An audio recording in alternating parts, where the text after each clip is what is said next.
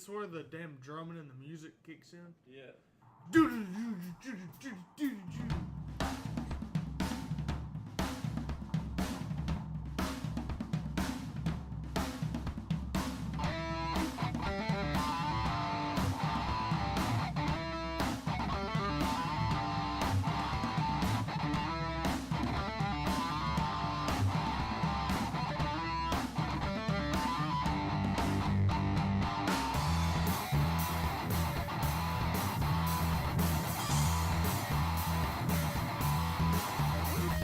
What is going on, everybody? Hello and welcome to On the Pipe podcast. Today is Tuesday, September the 30th, 2025, years after zero, the day before October. Where has this year gone? It feels like Big Buck and the first couple rounds of the season are like 3 years ago in the past. But here we are, towards the end of the season, closing things out, and want to let you guys know that we are presented by Yamaha USA. Yamaha, big supporter of the show. We appreciate them for that. They also support a lot of things in the off-road and dirt bike community. This coming weekend is Motocross Destinations at Ironman Raceway in Crawfordsville, Indiana. What? You went to your phone. Why'd it go to my phone? I don't know. It shouldn't have. Anyway, Yamaha is going to be doing their first ever event there. I can't focus. There's a lot of stuff going on right now. Because I called. I didn't do FaceTime. Well, the thing is set up to where it's seeing what the program sees. But anyway, so Yamaha this coming weekend, they're going to have kids racing out there at Destinations representing the United States of America, going to be doing their own thing. So it's cool, just all the different stuff that Yamaha does.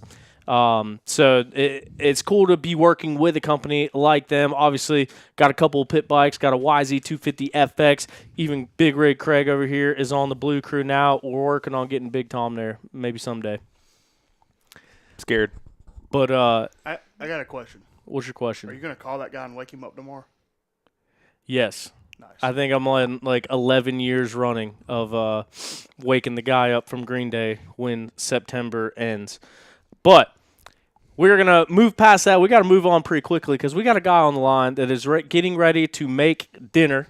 We got a guy on the line that has a limited amount of time to talk to us. We got a guy on the line that has a lot to say. We got a guy on the line who is currently not full screen on the computer. We got a guy on the line that is holding his phone vertical and not horizontal as we need it for the show. And now, joining us on the show is a 2-time world champion, a 5-time national enduro champion. Might have to break out 2 hands here in a couple of weeks to count those national enduro titles. And the 2023 GNCC XC1 champion. He's a team owner. He's a race series owner. He is a friend of the program. Stu Baylor, welcome to the show, man. How's it going? It's been a while. Actually, I'm, of course we're texting and trying to set everything up, and I can't find the light remote right now, so bear with me. You ain't got switches on the Anyway, wall? Man's so fancy. He's got What the remotes fuck? for his lights. Better? Now we can see you. No, I'm just got done with my little one, Levi. As everybody has seen, and I know Tyler knows firsthand, Levi has decided to take interest in dirt bikes. He doesn't like the woods. He likes jumps. So this weekend, when Tyler was able to interview him, the only thing that he talked about as far as the track and what he noticed out there was the fact that he only found a couple jumps. So, yeah, just got done with training. We do a 5 to 7, kind of an afternoon group that here at the Shoals, and just got done with Levi out here. But yeah, not going to be on a computer today. Just holding the phone sideways because, lo and behold, all of our computers happened to be in a fire last week. Dude, I'm telling you. So I caught a little bit of flack because in all the excitement and everything going on last week, completely forgot to talk about that whole subject. Tom, who's sitting here and joining us, actually called me while I was on the way home right after I got off the phone with you, and he was like, "Hey, there's a rig on fire." I was like, "Oh no, I didn't see it." And he's like, "Yeah, it had a like an e-bike on the back." And I said, "I'll call you right back." Instantly called you, called Jade, figured out what was going on. I think everyone that didn't get the whole shot out of the GNCC drove by you. A lot of people that had to pee at the most inopportune time got held up for a couple hours. But, yeah, I mean, news of the weekend, your rig completely burnt to the ground. Yeah, it was a total loss. We had all of Levi's bikes on there, the Stay Sick, his new E2, his new P Dub. Luckily, as far as the P Dub, we had Columbia Power Sports. I was going to buy one. Actually, I didn't ask for a handout or anything. Just going to buy one, and he said, "Hey, I've got one that my son rode. Had no interest. Take it." So, Levi's first real sponsor there with Columbia Power Sports, and then this weekend at the Mid East, I went to see if Levi fit on an E3. I asked Caleb if he could bring Caleb Russell. So his little girl Collins has been riding the E3. Asked if he could just check for size. We were going to go buy one, and Caleb brought the charger and everything. Said, "Hey, she wants Cobra, so if you want it, take it. We'll sort out the money later." So, yeah, ended up. Levi's got all his stuff back. Jade has a couple clothes back, and she wonders why all of the kids got all of their cool things back, and she's yet to get any of her Gucci bags or her designer stuff. I said, "Listen, after this, like, we're not buying that shit anymore."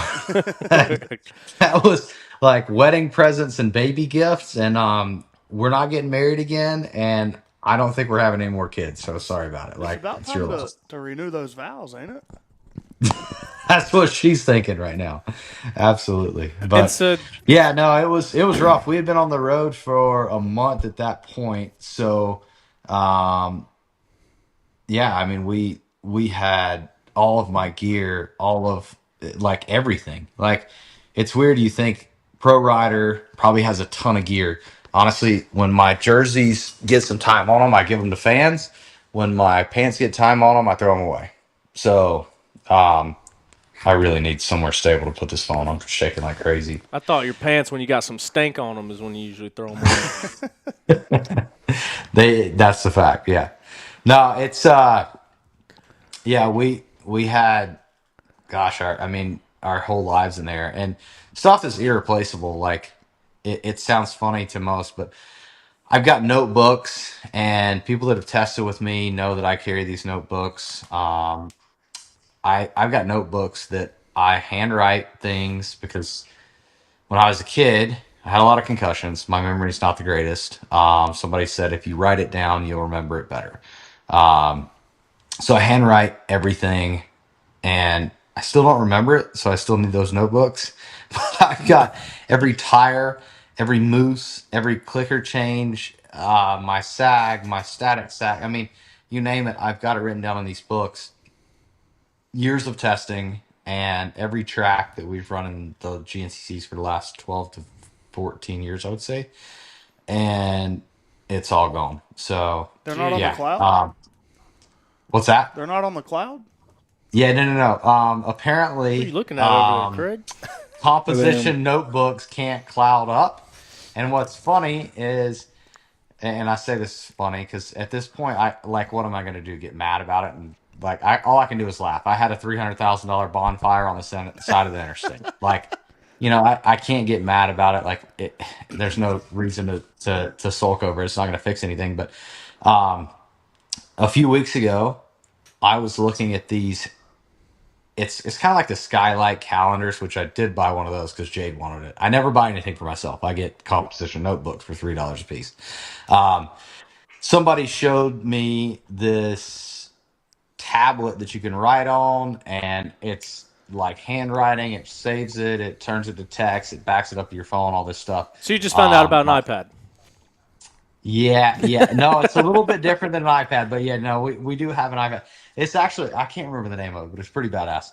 But I do everything handwritten, and it's more like for people that do stuff handwritten. Trying to turn them into new school instead of old school. And I'm pretty old school when it comes to that.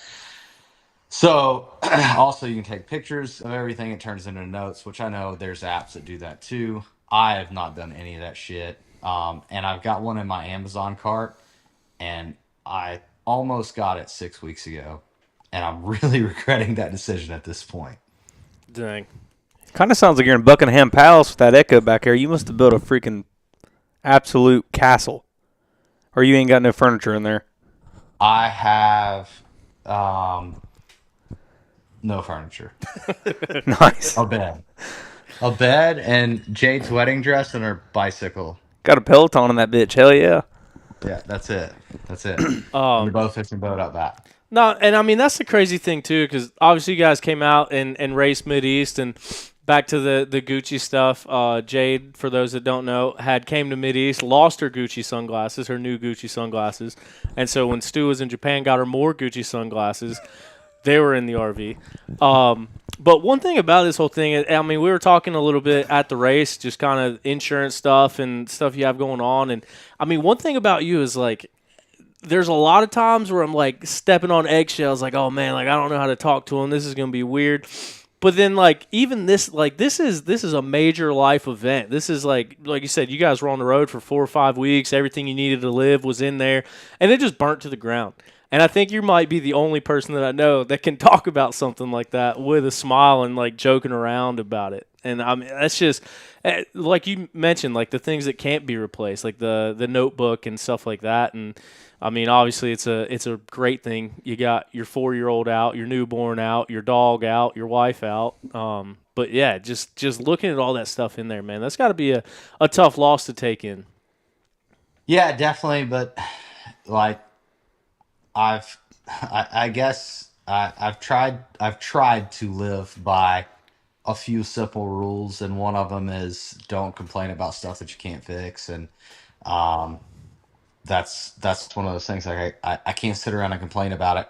I can complain about the insurance a little bit, because it's really pissing me off right now, but I can't fix it. So Good luck. You're gonna get a fraction yeah, of what you have in that thing, and they're gonna absolutely rape you on it. So if you yeah, didn't already that's know that, now you do. I'm gathering that, and for the listeners, um, it is not true that if something's attached to your vehicle or in tow behind your vehicle, it's covered by insurance. It's only covered by liability if somebody runs into your trailer. So yeah, not actually a thing. So make sure that you talk to your insurance agent, and if you're carrying a bunch of expensive dirt bikes or whatever your toys are, yeah, make sure that it's truly covered. So yeah, we learned a lot the hard way. That's pretty much how I've lived my entire life, is learning things the hard way. But that's why I can't really be upset about it. Like, we got the kids out. We the stuff that I definitely couldn't replace got out, and like the weekend sucked. We didn't make it through the weekend, but looking back, had I finished the weekend, had I been on the podium, had I spent any extra time in the parking lot, by the time I made it to that point, it would have been dark out. I would not have seen that smoke. I wouldn't have pulled over where I did. We may be, you know, y'all may be at my funeral right now. So that's the reality of it, and I can only look at it and say we got to take away positives, and that's positives I can take away. But yeah, the weekend was a really really shit weekend, but it could have been worse. But did you? I guess you saw. Were y'all at the rest area and then was leaving? No, Or so did I you just pull through there and then was like good place to pull off? no, I was on the highway and looked back, saw white smoke. And if anybody's pulled trailers or driven an RV a lot, like, you look at your mirrors constantly. I saw this white smoke. I was on the phone with some douchebag in a Tesla with a pit bike on the back, actually. I was on the phone talking to Tyler. I got your snap right after that, and I wanted to reply, but I was like, he's probably got other stuff going on at the moment. So I was on the phone with Tyler. I just looked on Instagram and I saw a post about an XC1 championship, and to my knowledge, based on the rules, there's no such thing. So I called Tyler and I said, "Hey, like, didn't we discuss this? Like, there was already modifications to the rules at a certain point in history, which had been changed." And I was like, "Hey, like, what's going on?" I know Tyler is a safety guy. For people that don't know, if you've listened to podcasts, I'm sure you know. He's actually He is a unemployed. stickler. He's unemployed and somehow driving a Tesla and riding dirt bikes and has an RV and a house. But yeah, anyways, Easy now. The he's figured IRS out. might be listening. Dude, I'm glad we're on the same page about that. We're on the same page. But the one thing I know about Tyler, Craig too. Easy, brother. Craig is he's a wannabe pilot, a sometimes truck driver, sometimes works at maybe a power plant, if I'm not mistaken. I'm a motherfucking millwright, brother. Hey, but if you got something for sale, he will deliver to Southern Ohio. Yeah, if you guys, what He the will fuck is going on deliver here? it and make $1,000 on it, and somehow it's still better than your brother's cousin's best price. Man, I'm just trying to make a living over here. I don't know why everyone's player hating. All right, you guys keep that same energy when you Dude need lives something on sold. Marketplace. Yeah, I'm Yeah, supposed to I go got buy a an van right now, XR200 needs in to the go. morning. You just consider it sold, brother. I'll take care of it. Anyway, Done. So, anyways, I'm on the phone talking to Tyler. I'm like, "Hey, my memory's okay, but definitely far from great. If we look back into 2023 and actually a portion of 21 when I was leading XC1 but not the overall, we looked at the rules, and Tyler and I actually discussed it. I believe we even discussed it on a podcast. So for anybody that thinks we're bullshitting, go back. I don't know what podcast, but go back. It's there. And we discussed the difference in XC1 and overall champions. And this is to not discredit Ben at all. Like, Ben's one of the most honest, good dudes. Like, I hate that He when he did sorry. not look stoked on Sunday. No, he was not. He was also not stoked when his team went out and filmed guys and the whole skewed situation that happened at Buckwheat a few years prior in 21. Ben is not that person. Like, I hate when people target Ben because of what he's associated with. Like, he's sadly associated with somebody who can sell somebody on anything, and a lot of times it's bullshit. So, but no, the rules. I've seen the Facebook. I actually got on there just because it pissed me off, and like, people are citing things that are unfactual. The facts are the rules have been changed. The rules were modified. With that statement, I'm not going to piss off anybody. Like, Tim, Carrie, GNCC, they're friends of mine.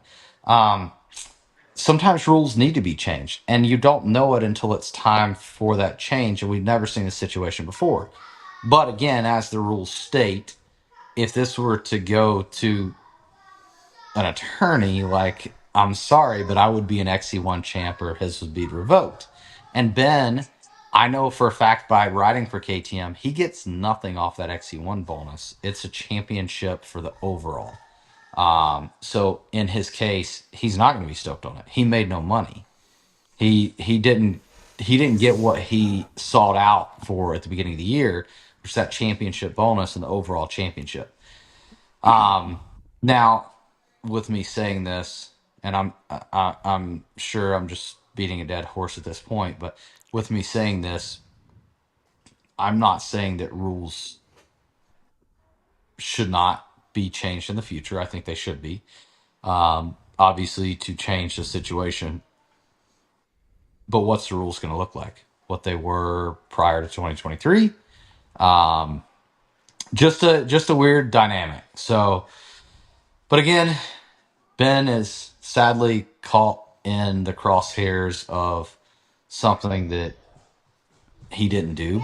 And hey, buddy, again.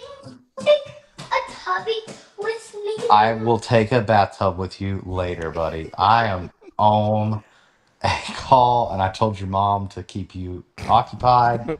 So can you please go back out there and eat the beautiful steak that is prepared for you?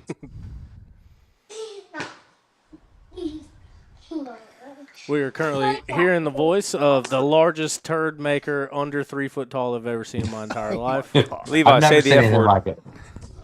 He really he dipped out again. All right, go take your tubby. Hey, bye. I'm taking the tubby right now. Okay, bye. Love you. Night. You can take the tubby with me. Hey, you're supposed to go back out again. Bye bye.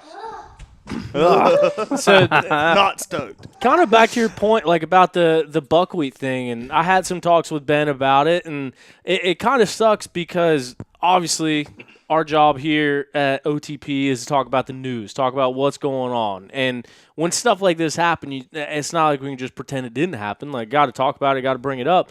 But same thing with the buckwheat thing in 2021. Like, it put him in a terrible position over something that he didn't do. And obviously everyone knows your fan base and knows how loyal those people can be to you, and they're just attacking Ben. And so it puts Ben in the crosshairs. And this kind of thing did the same exact thing. I mean, just like the discrepancy in the WXC win a couple rounds ago. It's like this kind of stuff has nothing to do with the riders, but at the end of the day, the riders are the face of it. So, I mean, based off of that, did you see Ben's post that he put out about the championship? Did you get a chance to read that? Yeah, it seemed like he needed to make a post, so he made a post, but he didn't want to make that post. Yeah. But it also kind of goes back to Um, the same thing we talked about on here, and you kind of just alluded to. Like, that's not what Ben showed up this season for. That's not what Ben is still chasing for. Like, I don't think Ben wanted to be handed that just as much as I don't think people wanted to see that happen right now with the way everything's going. Yeah, I would agree. Like, and it's it's sad, like that we have to keep seeing these rule changes, and that people think that somebody's being singled out or favorites are being played. It's just you've never seen it happen before. When I won XC1 and DeLong won the overall, we had never seen that happen before. Now at this point, we see an XC2 rider who will most likely win the overall, and somebody else won XC1. We've never seen that happen before. So at that point, something has to be different. I guess my only issue with it, and what I called you about, right? Bad luck. But I'm still like concerned that you had some witchery shit going on, lit my camper on. No, it's that fucking Tesla. But the Tesla literally lit my camper on fire as it went by. uh, but The phone and the electric car is just too many gigawatts. that had to have been what it was. As you blew my doors off, I don't know how fast you were going. You probably weren't even looking at the road. You were probably laid down, sleeping in the back, watching TV I or think I was editing. actually working on the video. I figured you would be editing. Yeah, because like you never looked over, never got a wave, never a horn honk. So I was like, he's sleeping or editing the video. Um, but yeah, like anyways, rules do have to be changed, and like it sucks when it happens. Everybody wants to attack GNCC or AMA, et cetera, et cetera. Um, but on the flip side, they should have considered this could happen, and now it's like there's this big gray area, and in my mind, as a smartass, I want to expose that I'm the 2023 XC1 champion, and now I can retire happy. I accomplished everything I set out for. Except a snowboard. Easy, Except- brother. Really. Hey, You know Jesus what? criminy. I mean, how many times have I got to be within 10 seconds of that thing? On a serious note, what should it be? Do you think there should be XC1, XC2 champ that's like a AMA plate, and then the overall is a GNCC championship? To where like Me personally, because AMA, right? Because AMA would give out a class championship, but as far as an overall, that to me that should be the series. But I mean, one step farther think than there that, should- and kind of into your answer for this question, do you think that we'll ever be in this situation again, or do you think Grant is just a freak of nature? So I want to look back in 2012 when a young fat kid from South Carolina was only a few points out, 6 rounds in from the overall from XC2 at 17 years old. Grant did ride pretty It good can that year. No, he's Grant Baylor. yeah, Baylor. Yeah, on So- Super Minis. It can happen. It all, like, I broke my wrist that year. The rest of the year was kind of tanked, but it can happen. And do I think it'll happen again? The chances are slim. But right now, with them putting those guys in our class are all on row one. If one young kid gets the confidence to do it, yes. Yes, it could happen again. Well, it's just But- like the XC2 winning the overall for the first time. Like, it took 49 years for that to happen, and how many times has it happened since? So of course it'll happen again. I mean, Yeah, just the yeah, fact that it's somebody proved that confidence. it can be done, it gives everybody else enough, like other people, enough confidence to know that it's possible. So it'll happen Correct. again. I think it'll happen again for sure. And do you think the I mean, you start will watch- stay how it is now, or do you think they'll change it back? I personally think that I have been one that's come on this podcast and said we should all be on row one, take it back to how it used to be. But for the OEMs, they promote 2 motorcycles as far as big bikes go, 250, 450, or an open class, a 250 class. The way that I see this happening, and I may be wrong, but at this point, why would they pay top 3 in each class if we're all in the same row? It doesn't make sense. Well, There they is gave out no- 2 whole shot awards, so There's no distinguish who is XE1 and who is XE2. When you're watching at home, when you're watching at the track, there's nothing to distinguish that fine line of who is doing what. So personally, I think the OEMs are going to push to see 2 separate classes so they can push both of their bikes. I think the riders are going to start losing money. The XE2 riders primarily are going to start losing money and say, well, hell, if that's the case, I might as well be on a 350 or 450.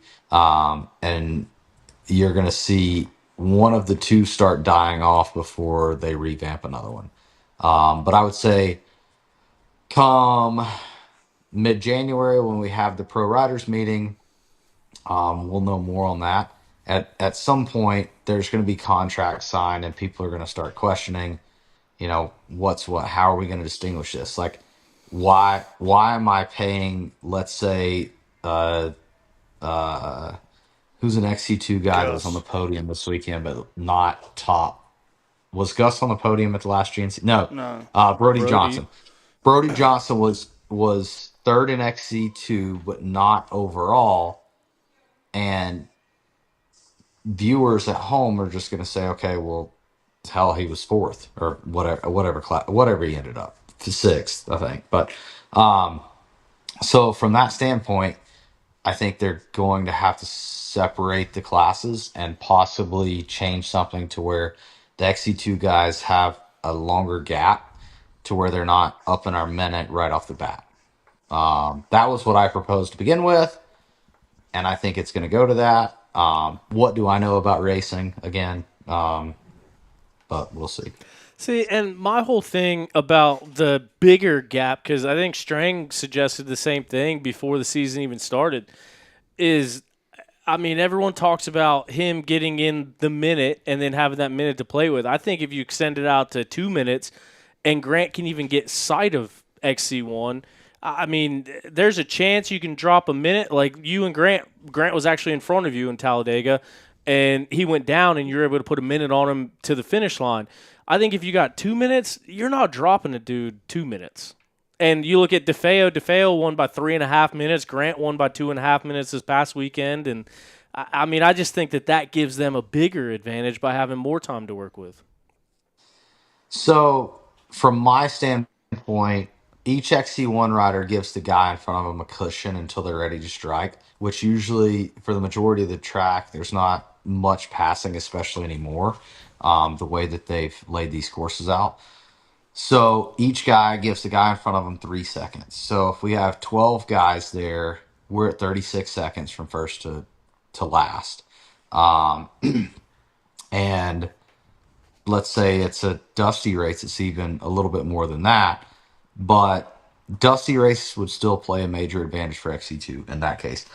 But outside of that, in a normal race condition, we're all giving each other 3 seconds because we don't want to be in that roost. We're like at XC1 level, you're thinking about tear offs, you're thinking about making sure you can see the line. There's a lot of things you just don't risk by being right up on somebody until you're ready to strike. So let's say it's on average 36 seconds. They're giving these guys this year, and that was my problem with it. The majority of the rounds, they were giving these guys less than a minute. So when we space out by 36 seconds, if they can match our pace and they're already into us, and once you can see guys, it's a whole hell of a lot easier to sprint to the front. Even at ISDE, there's a reason that they don't allow us to crowd the guy in front. It's an advantage. At US Sprint Enduro, prior to that, full gas Sprint Enduro, there is a reason that you cannot go within 10 seconds of the guy in front of you because it gives you a major advantage. If I can key off of somebody at 5 seconds, it's a hell of a lot easier for me to chip away and get right up on their rear tire and beat them. So that's my standpoint. I'll stick to it. That's what I said in the riders meeting. That's what I said 3 years ago when it happened. I want to say Camp Coker 3 years ago when Rui and a couple other guys called us right off the bat. I made that comment. They gave us only about 30 seconds between the rows. But a lot of XC1 guys complain about it. Most guys just don't address it. I've always been the first to address it, which makes me the asshole in the room or the one guy standing out. But it is what it is. I'll take my label and I'll smile with it. I stick to my guns in most cases, and that is facts. There is no arguing what I just said. You're not gonna look at it a different way. That is a straight fact, and that's why I stand on it. I didn't think we should have merged the rows to begin with. Yeah. As far as the speaking out, being an asshole, I know that feeling all too well. But no, and especially too, and I don't want to beat a dead horse for people that listen every week. We've talked about it a million times, but changing it in the middle of the season with a championship on the line just doesn't seem like the right move. Like if you want to try it out, maybe wait. But I don't know. I think it's kind of not gone the way they thought it would with what Grant's been able to do the last couple of races. But, yeah, it's just a really interesting dynamic and kind of something that we've never seen before. And so it's – I don't know. I don't want to sound like I'm criticizing them for being in this position because no one knows what to do. I think my biggest thing is just the lack of being transparent about it. Like no one knows what's happening. No one knows what's going on. No one knows how we're starting. No one knows how we're handling these championships. And kind of one thing that we mentioned last week – it goes even farther about it. I mean, one thing that I harped on is the way that the rules are written. Like if it was in front of a lawyer going to litigation and they're just looking at black and white, how is this rule written? It says that the XC1 champion will be determined off of overall points. There's no minimum number of races in the XC1 class. There's no, you have to race this many. There's no, your overall points don't carry with you. It says if you're an XC1 rider, your overall ranking will determine the XC1 champion. Well, if Grant wraps it up next week, which I think he needs to score, 9 points to wrap up the XC2 title Correct. and move up to XC1 at Ironman, he would then be an XC1 rider. And if he holds on to the overall points lead, he would be an XC1 rider with the most overall points, which according to the rules written in black and white, that would make him the XC1 champion, but we've already given the XC1 plate away. So one thing that we did hear from it is about maybe lost my train of thought. About Grant maybe being told, I don't know whether it's by its employer or by the series, that he needs to finish the year out on a 250F. And I think a big cause for that could be because they know how the rules are written, and it kind of puts them in a tough spot. So I guess, like I said, that is alleged. Heard it from a pretty good source. But if that is the case, I mean, what do you think about that? Like being told to not move up to XC1 specifically to kind of avoid this whole thing to begin with. As a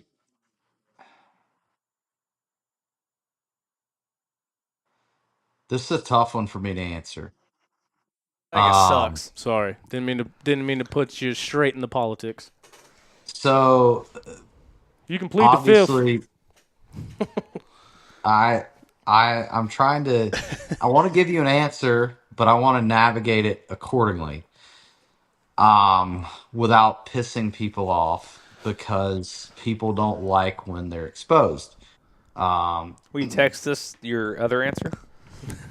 So, and this is not GNCC. Just so everybody knows, this is not the Coombs or anything like that. Like Carrie is literally like one of my most she's one of my first phone calls when I'm struggling with stuff or even asking for a sponsor. Like I genuinely look at Tim and Carrie.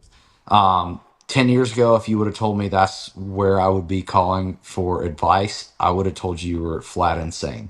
But they really are. They want the best for the sport, and I believe that. But this is a selfish sport.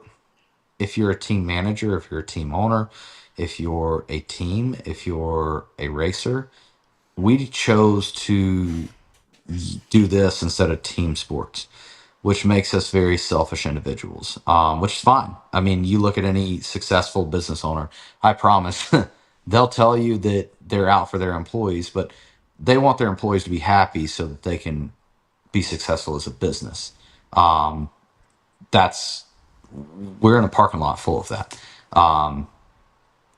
With that said, individuals that are involved in these circumstances that may have power or an opinion, I have heard them premeditate cheating. I've seen it. I've done it. Like, and that's all I'm going to say. I'll say that I will be very surprised if Grant Davis lines up for XC1. Be pretty fucking baller if he did, though. Be pretty cool. Grant Davis reminds me a lot of myself when I was that age. I could see him sticking his middle fingers up and saying, "What are you going to do? Fire me?" Because that's what I would do. That I've done that. I've literally looked at employers and said, "What are you going to do? Fire me?" It is what it is. I'm not a good employee, which is why now I run the fucking show. Just is what it is. Hell yeah. I never said I was a good employee. Somebody asked me, they said, actually my grandpa said, "Have you ever got along with any of your team managers?" I said, "No, I could have done it better." It is what it is. So as a team owner, team manager, that whole thing, like the other part that I'm looking at here is like Ben has won an XC1 championship before. He won the overall championship. You guys brought it down to the wire, and that is what it is. He is a former GNCC champion. But now looking at it with Grant Davis doing all this stuff from the second row and like changing the starts because of it, and the way that he's been riding, the way that he's been doing this, don't you think that that's better marketing for them? I know that they want their premier guy to win the premier championship, but don't you think that this is going to shake up the world a lot more and going to have a lot more buzz in the industry if an XC2 guy is able to do it? Yes and no. I mean, I almost think at this point that we need to look at what World Enduro's done.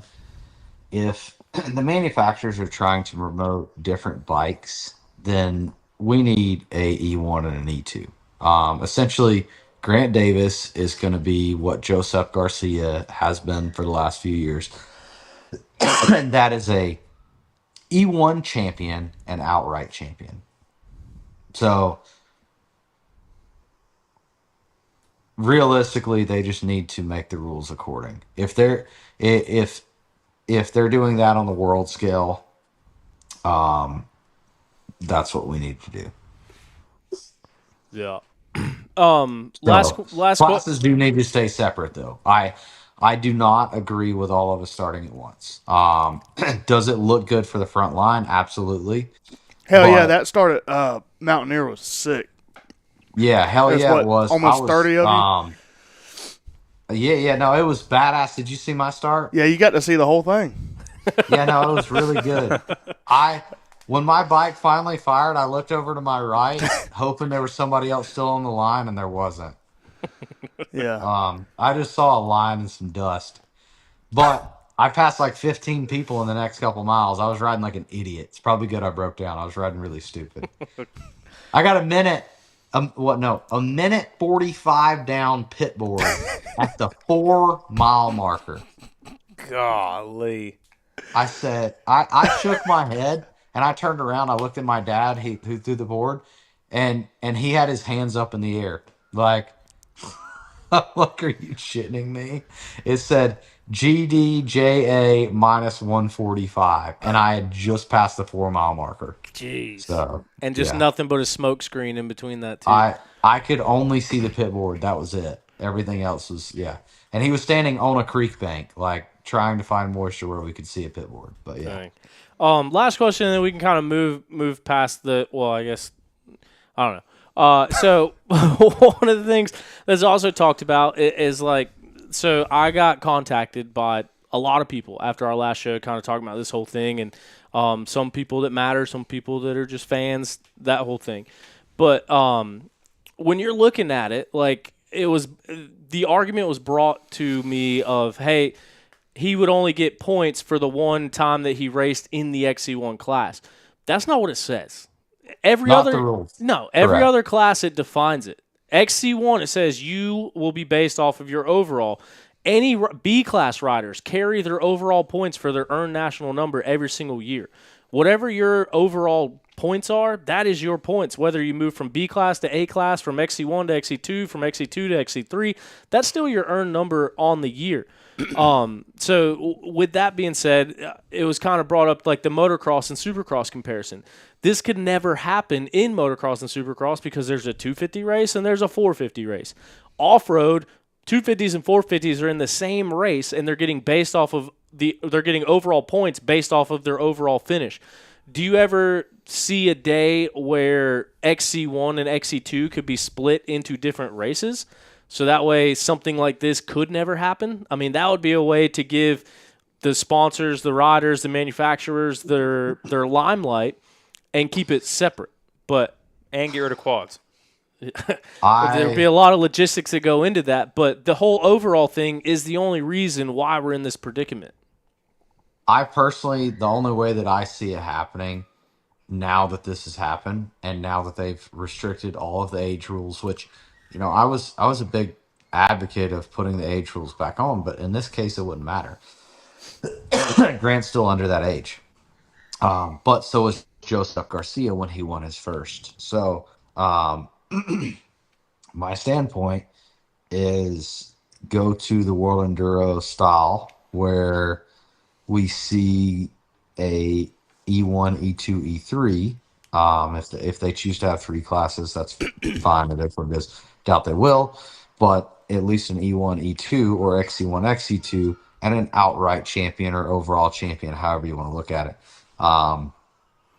Well, that's what it was before 23 or 20 whatever, right? That's the way that the rules were technically written at that point, but then there was some modification, and if I had to speculate, it was probably because of finances and paying out 2 bonuses from the same manufacturer. Or do you just get rid of the speculation. overall and just have class champions? Well, that's what they did. That's the way it's written right. There is no overall. No, there's no overall championship right now. The XC1 championship Then why do is they give out decided. overall points? The XC1 championship is decided off of overall points, but there is no overall champion. Basically, right now, there is a gray area as to who is running a number 1 plate next year.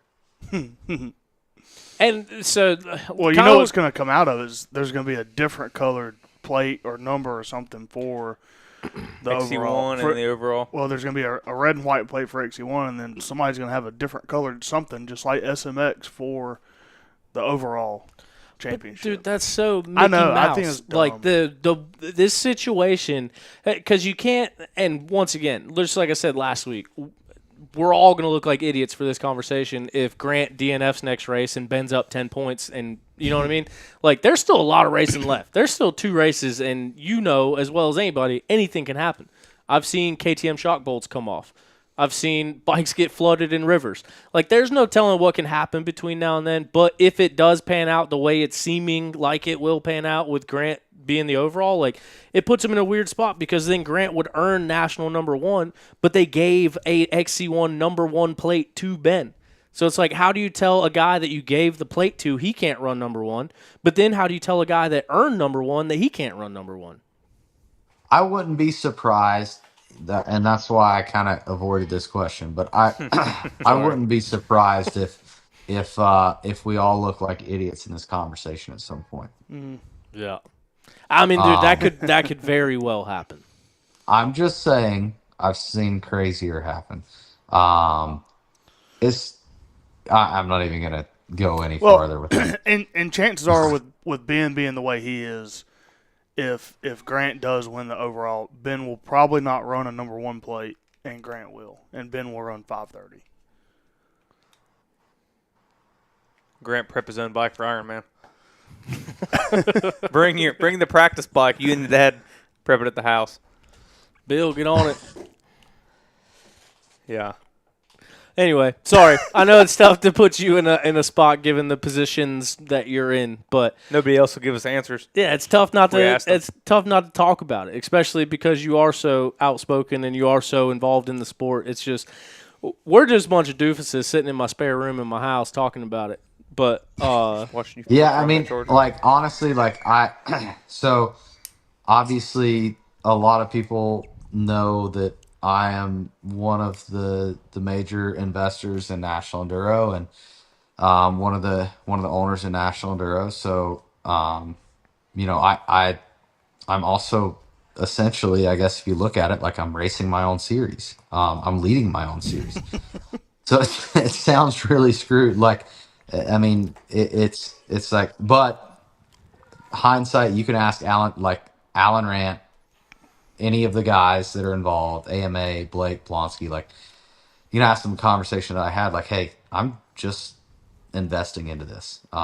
This is not like, I'm not boots on the ground in any means. Like, I'm there. I try to help out. Like, I just can't sit still. I help out in the pits the day before, like, help them set a tent up, whatever, shit like that. But outside of that, like, I get to see more from the backside now. I guess I've thought about it from a different train of thought. And I had the same conversation on this podcast a year ago about owning a race team. It's a lot different when you own it than when you ride for it. Same thing on the series. Like, I would have never said that there is a backside to these rules, but you don't know to change the rules, enforce the rules until you see the backside. And now it's just, okay, like, obviously we see that there needs to be a rule change, and rules aren't the same.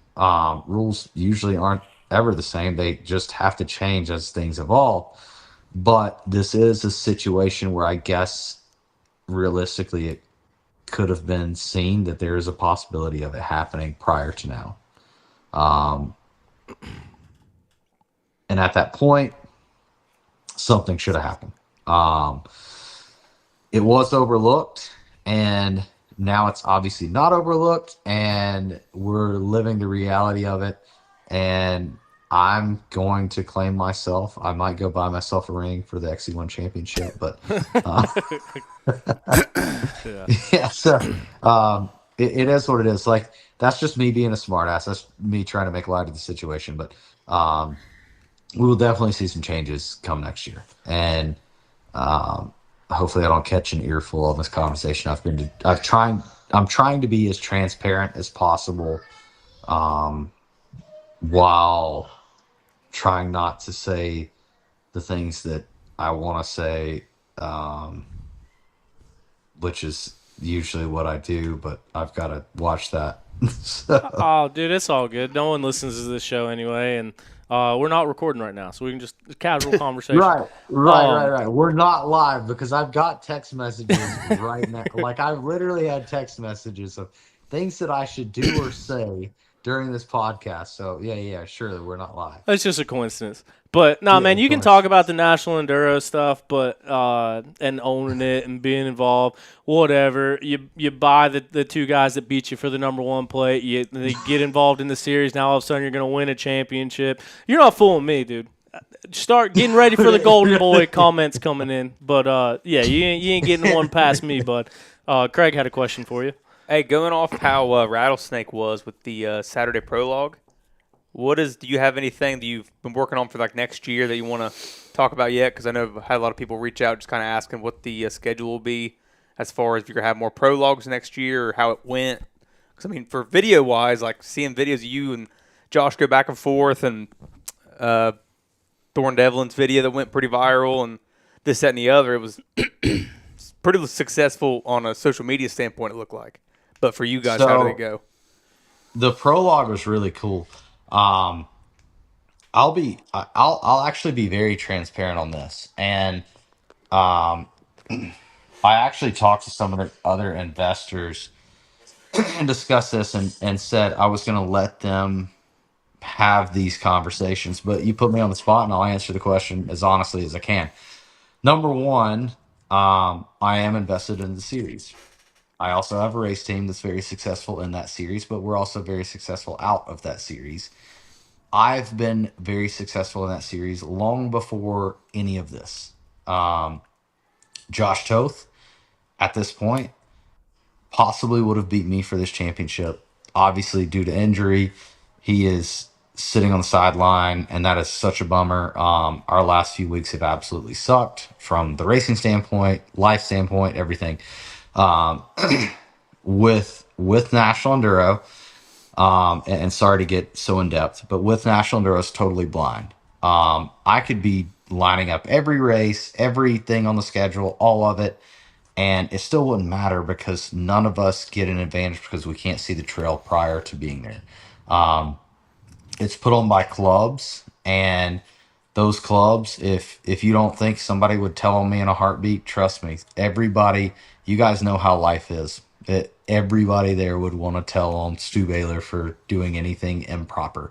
I actually talked to Alan, talked to Blake, talked to everybody there, and said, if I get caught doing anything, throw the book at me. I don't care. It is what it is.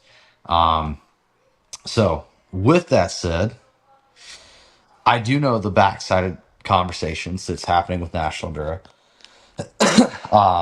I have been involved in those conversations, and over time, it's looking like it will probably go to a 2-day event and pro racing on Saturday. Basically leaving amateur racing the same as is. Adding a prologue as test number 7 in the parking lot on Saturday afternoons. That is probably not going to happen in the next year. But to speculate on what GNCC did by changing and putting XC1 and XC2 on the same line, there may be some rounds next year where you may see it happen just because the rounds are able to do it and the clubs are willing to do it, to see how it works and how the feedback is.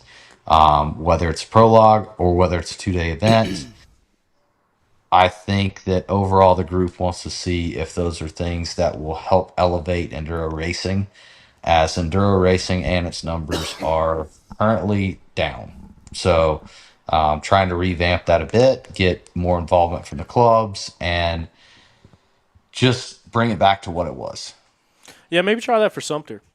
Yeah, I think it's really good, especially since the kind of the fall of sprint enduros in the United States. Obviously, full gas was big, and now there's full gas and there's U.S. sprint enduro.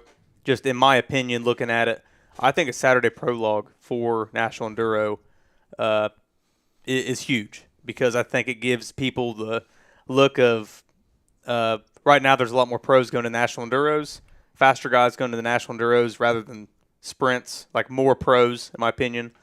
I think it's a better look. So I'm pretty excited to hear that it might come back. So did I hear it right? Did you say run the Pro 1, Pro 2, 6 test on Saturday, or just that prologue? No, run all of the A racing would be on Saturday. Okay. Call it the Hell GNCC yeah. split. So morning race would be Sunday. Afternoon race would be Saturday. And this would make it to where your average entry, your average guy at an enduro can show up and watch the pros instead of having to battle through them or pull over for them, and actually get to see a little bit more of the racing. I like it. Interesting. Another question: if you do, because y'all did a prologue or a test 7 this year, right? Wait, Rattlesnake. Yeah, did rattlesnake. that determine start row for Sunday? It didn't. It was discussed, and it was too much to do on last minute notice. With I guess the clocks and everything like that. I didn't really have much involvement on that side. I personally think that it should. I think that would be cool. I think that it should work that way, but we ended up having further discussions, and from my standpoint, and this may be something that we play with a prologue on either end of the racing next year, but from my standpoint as a racer and as a promoter, as somebody who personally thinks that he can get the fans going, I'm not sure if I can or not, but they yell something, they may be booing, I don't know. But I think if it was test 7 instead of test 1, and you had to look at your competition, let's say it's me and Josh Toth, and we're 4 seconds apart leading into the last test, and that's happened more than one occasion, and we have to go head to head on this section.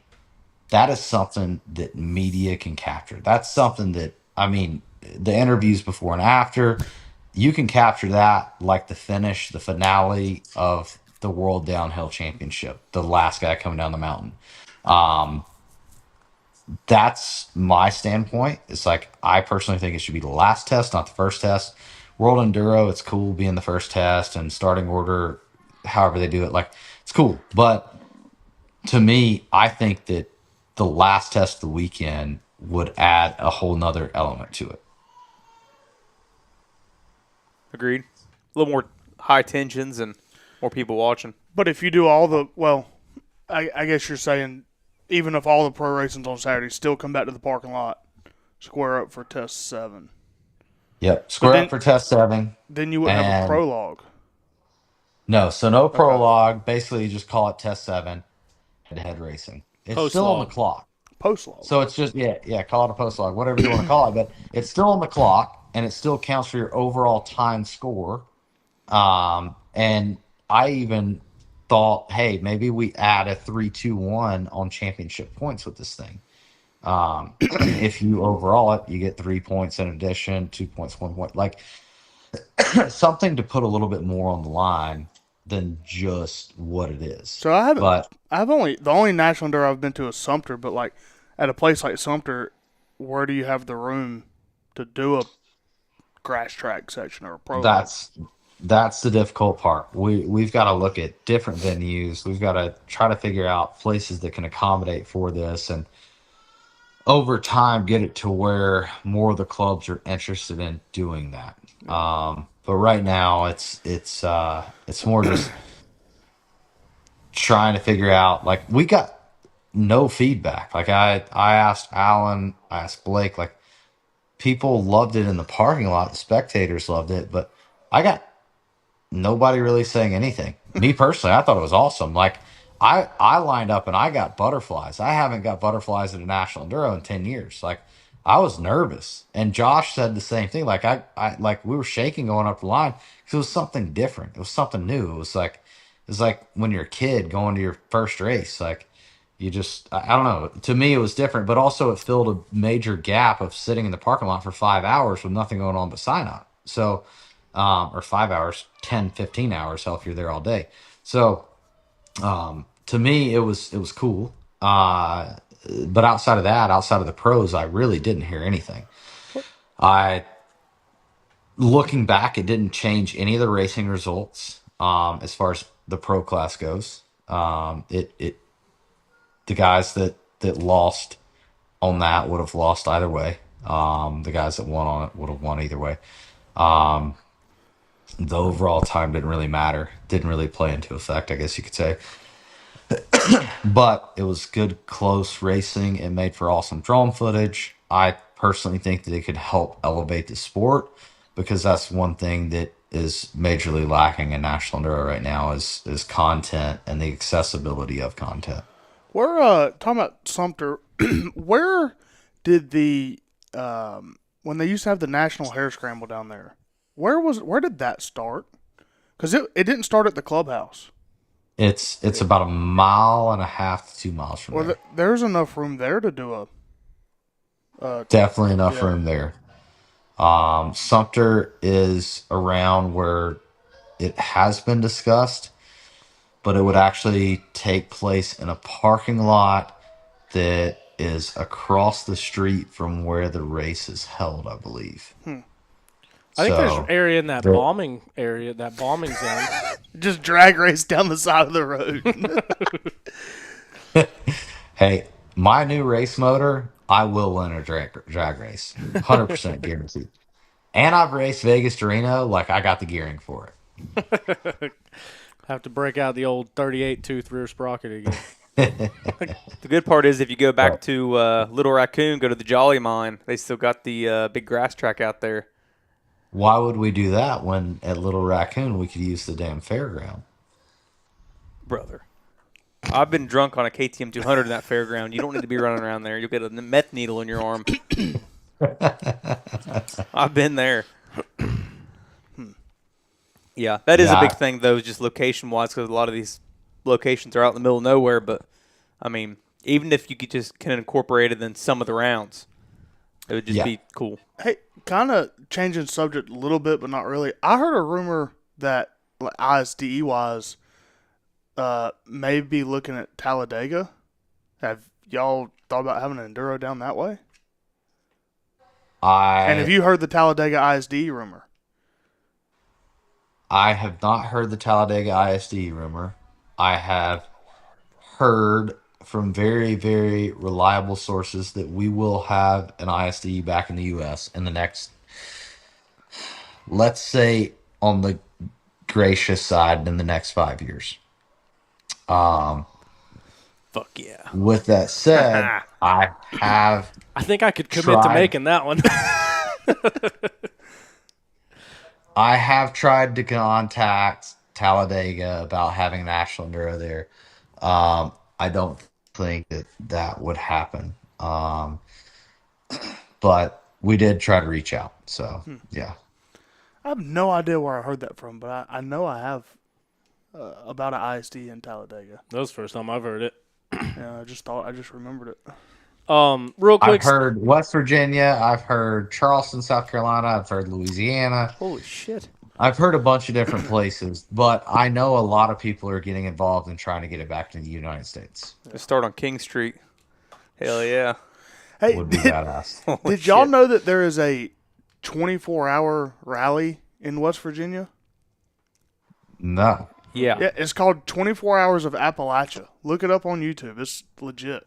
Like side-by-sides, trucks, like damn big-ass Jeeps. I and seen shit. it the night before they took off this year, and Dad called me. He goes, dude, we got this KLR. We got one foot peg on it. Let's go up there. I was like, dude, no way. It's 500 miles and you have 24 hours to do it. Damn. They ran it in February. There this will year. probably be a National Enduro in West Virginia next year Come on. for the first time, and I couldn't tell you when, but not since I've been alive. What about Dragon's Back? That place is cool. Dude, I love Dragon's Back. There's a lot of field and there. Apparently, there's a bridge out, and Virginia. that bridge is required to get to 3 of the 6 tests. So we'll see. That is like I've actually never won the Dragon's back. So from my standpoint as a racer, we would just hit Oklahoma and Sumter and Rattlesnake a few times, maybe Louisiana. Like I'd be good, but as a on the investor side, like Dragon's Back is awesome. You couldn't ask for a better venue. I just happened to suck there. So I thought I was sitting there. I was thinking that you won it because I got the jersey from the one that I worked when you. Oh, that was Louisiana.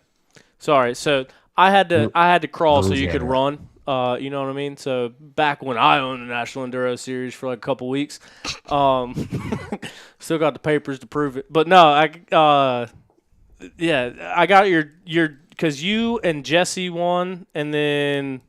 Did Rachel win? Whoever won, I got the jerseys from it. But yeah, I think that was Louisiana when it rained, and then Dragon's Back was the next one. But that was a cool place. Dragon's Back is an awesome venue, like absolutely picturesque, like perfect venue. Great club, super good dudes to work with. So yeah, I'd love to get Dragon's Back somewhere back on that schedule for that side of things. And it's always a big turnout, like. It's just the parking, everything about it. Like for an enduro, it's a really good place. Yeah. And I know that you had limited time, and I think we kept you over your time. That seems to happen every time we talk. I haven't heard the kid yell again, but it's probably coming soon. All right. Well, one last topic or question before we get you out of here. We kind of briefly talked about it before, but obviously 5-time National Enduro champion. And then now going into this next race, we had the points pulled up, but it's on the computer that you're on, so I can't see them. But I think you need something like, 6, 8, 9 points, somewhere between 6 and 9 points, I'd say, to wrap up that 6th national enduro title. Obviously, not under the best circumstances, given Toth's injury and stuff like that. But, I mean, what does that kind of mean for you coming down to the wire? And as you mentioned, I mean, it seems like this season you and Toth were just swapping back and forth every single race and swapping the points lead every single race until he ended up getting hurt. But, yeah, what does that mean to you kind of staring down the barrel of this 6th national enduro title? It's I want to say this without sounding arrogant. And do you think you could have won it if you didn't buy the series? No, I'm just kidding. Just kidding. So my mechanic actually talked about this, and I said I'm gonna feel the same the day after as I did the day before. I lined up for that championship as I have the last few years. I haven't gotten it, but I am more bummed when I don't get it than happy when I do. As a guy who's towards the end of his career, it's definitely cool. Like I'm not gonna discredit it. It's definitely awesome. But I kind of set out for this thing. I was leading the championship before Toth got injured, but it still sucks. Like it's like that asterisk beside the championship, and like I've never won one like that. So it's like. It's kind of frustrating. Now, granted, I've been a lot of people's asterisks. Like if you look back to the last, 5-6 years of GNCC, I've been the asterisk a lot of times. But like on my end, I've never I've always either won or not. Like there was no question as to if I should have won or not. But Josh is a damn good rider, and I really, not just because he's a teammate and a rider of mine, but like. I wanted it to go down the end. Like I played out this series to the last round in my head so many times with Josh going out of the championship. Like who can win? Who's capable of winning what race? That's what I wanted to see. And I'm kind of bummed with how the circumstances are, but I'll take it. The check will be cool. It'll pay off. It'll pay off some of maybe definitely not designer bags, but like maybe an e-bike or two, or like some shit we lost. But outside of that, like again, it's at this point, it's arrogantly, it's like I'm just trying to stamp my name to make sure that I'll be in the AMA Hall of Fame, and putting 6 AMA National Enduro Championships on the board will, I would say, definitely secure that. You know, if Josh somehow makes it to Alabama and rolls around one test, he could still get third somehow. He was looking at it. He said, man, I think I get paid for third. There's a chance. He I said think he does. he's going to try to get on a bicycle this week in the garage. He's sick of sitting on the couch. He said, there's still a chance I can make some money to pay my taxes this year, so I think I'm going to try to wick it up on the e-bike. I know what his snowshoe bonus was. His taxes are covered. Yeah, well, he's just sitting there just on his iPad looking at scenarios. He's like, man, I could still make it happen. So it'd be interesting to see if he walks his way down there. I could see. I mean, I'll go and pick him up if he's hitchhiking. So Yeah. He said Hurling's rode in 3 weeks. He said, I'm 2 weeks off. He said, I'm about ready. You might be able to make Indiana. Yeah, you might be able to make Indiana. Hey, I we'll got another question for you. Is it about DeFeo talking shit? No, I want to know where you got that Bubba Wallace hat at. It was the mechanic that works for Kawasaki. I'm not a Bubba Wallace fan. It was a mechanic that worked for Kawasaki when we went to Talladega. We got a fan talking shit. Oh Yeah, yeah, Nicholas DeFeo's been DeFeo. talking shit. Oh, perfect. it's- What do we need to address? The first comment said "fuck Stu Baylor." Actually, just with an F. Yeah, Christian man. Yeah, and then Wait, can we About- cuss on here? 35 minutes later, he said, "You're still talking." You think you can start getting a little wide out on his contract real quick? See if he. He might get T-boned tomorrow. I would say that he is he's a real winner in life, whoever he is.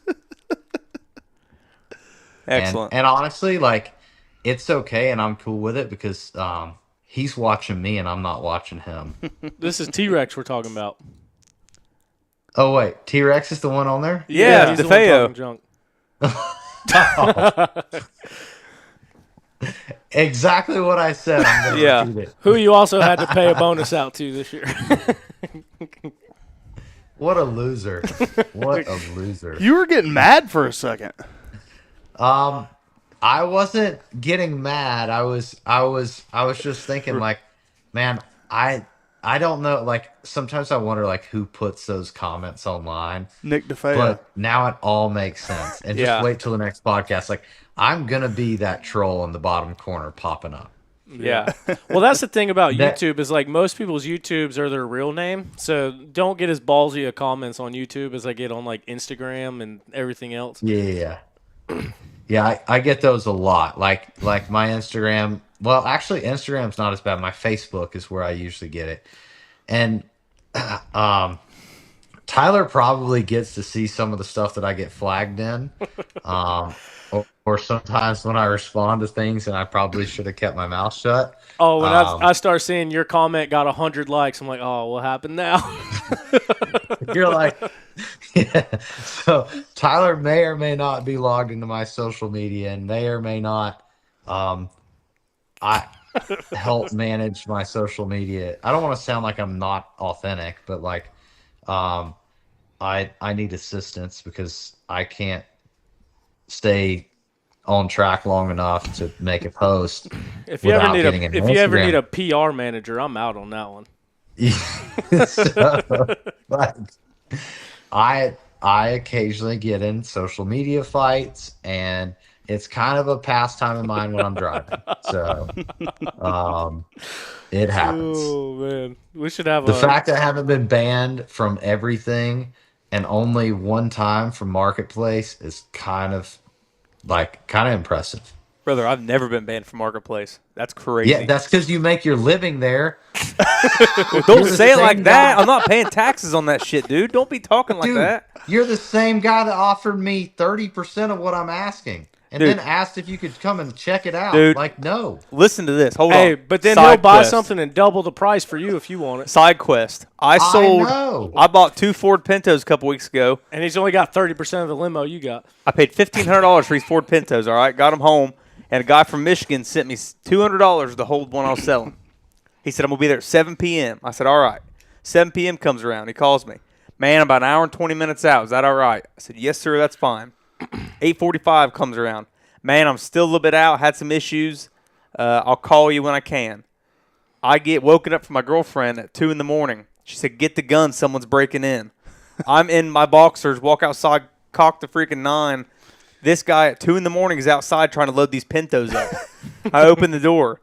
I said, brother, what are you doing? Oh, hey, Craig, it's Dan. I was like, yeah, no shit. It's 2 in the morning, brother. My dick's out. What do you mean? Yeah, sorry about that. I meant to call you. I was like, I bet you did mean to call me at 8:30 when you were supposed to be here. So that is the guy on Marketplace that needs banned, not me. That man. whole limo pickup was a pretty sketchy one, Marketplace too. people. What's that?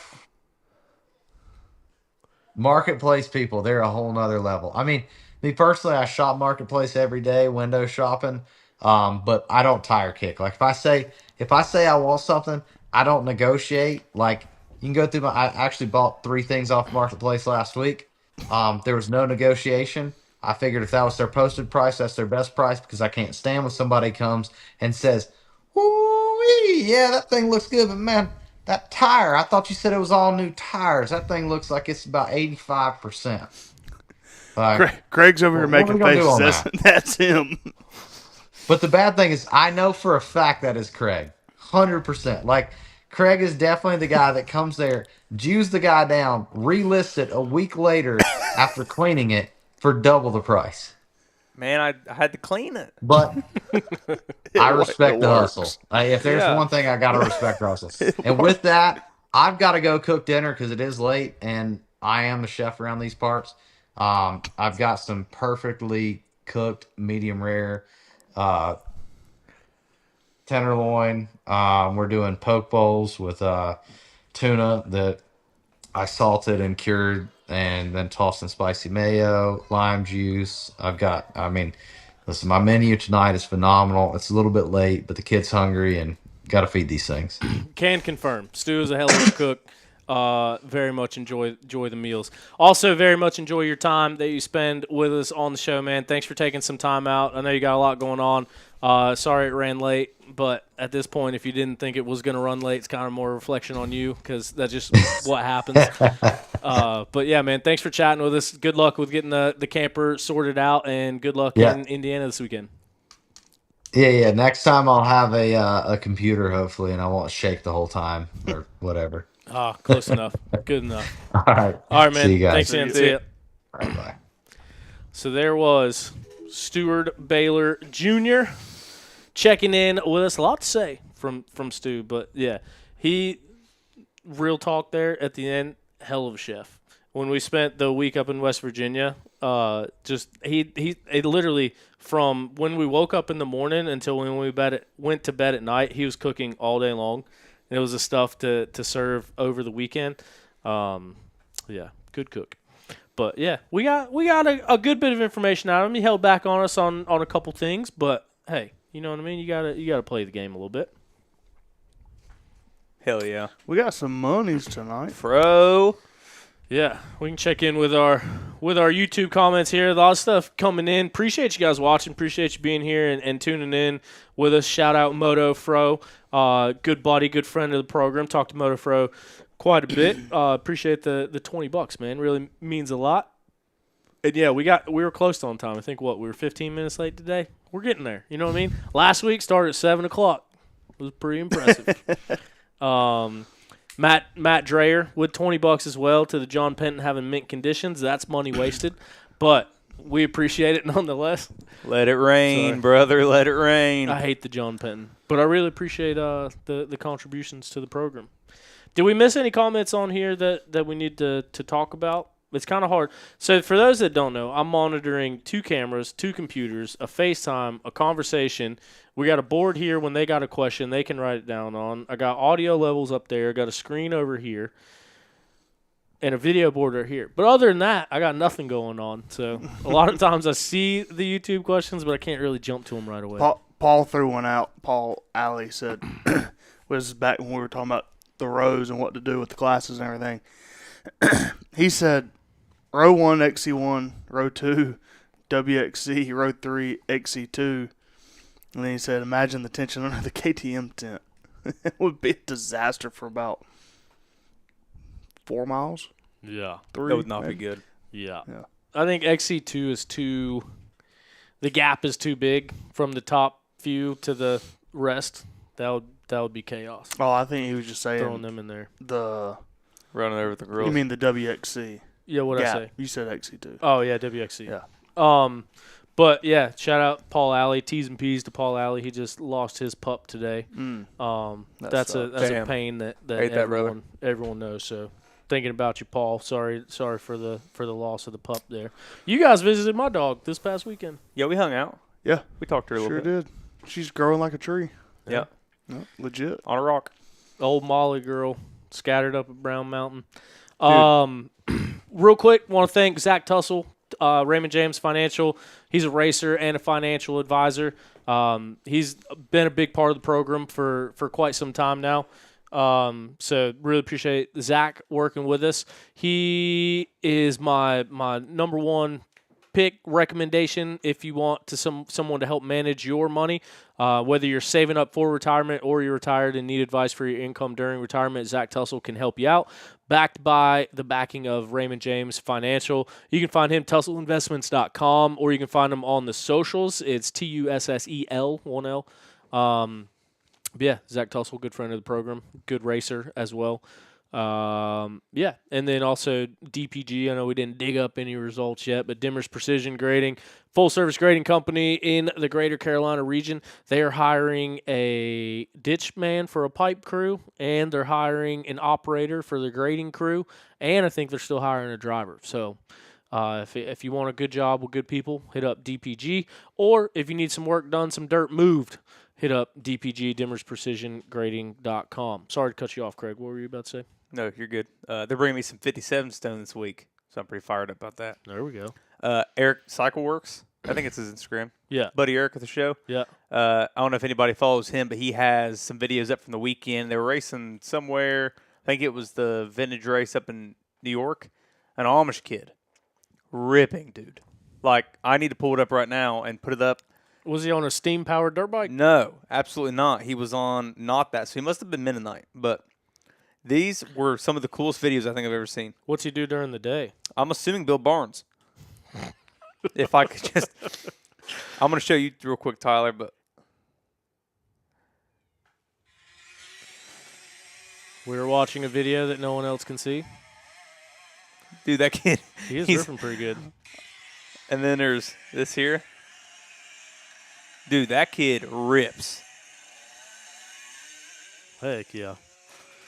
So there's an Amish kid running around on looks like an RM125 or an RM100, and I thought it was one of the coolest things I've ever seen.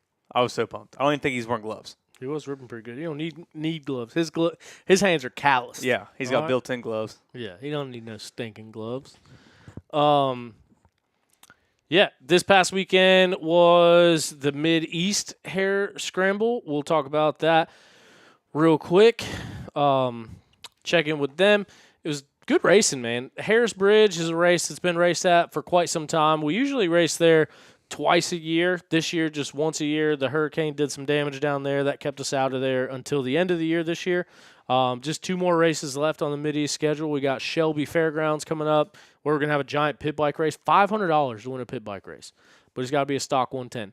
And then after that, we'll head to Hickory for the airport. But this past weekend, we raced in Harris Bridge. It was an awesome battle once again. Brody Johnson would take the win. Brody Johnson, tough to beat at a Mid-East Hare Scramble, I'll tell you that. He got a dead last start and led the first lap. So Brody Johnson is on it out there, coming off of a GNCC podium. He's got the confidence building up, looking like the Brody Johnson that we knew and the Brody Johnson that we can come to expect as we round out this season and head into next season. Gus Reardon from that Landers Factory KTM team would go out there in the number 2 spot. A lot of swapping back and forth between those top 3 riders, but Gus would end up in second. And then Caleb Russell rode his way to a 3rd place finish on the day.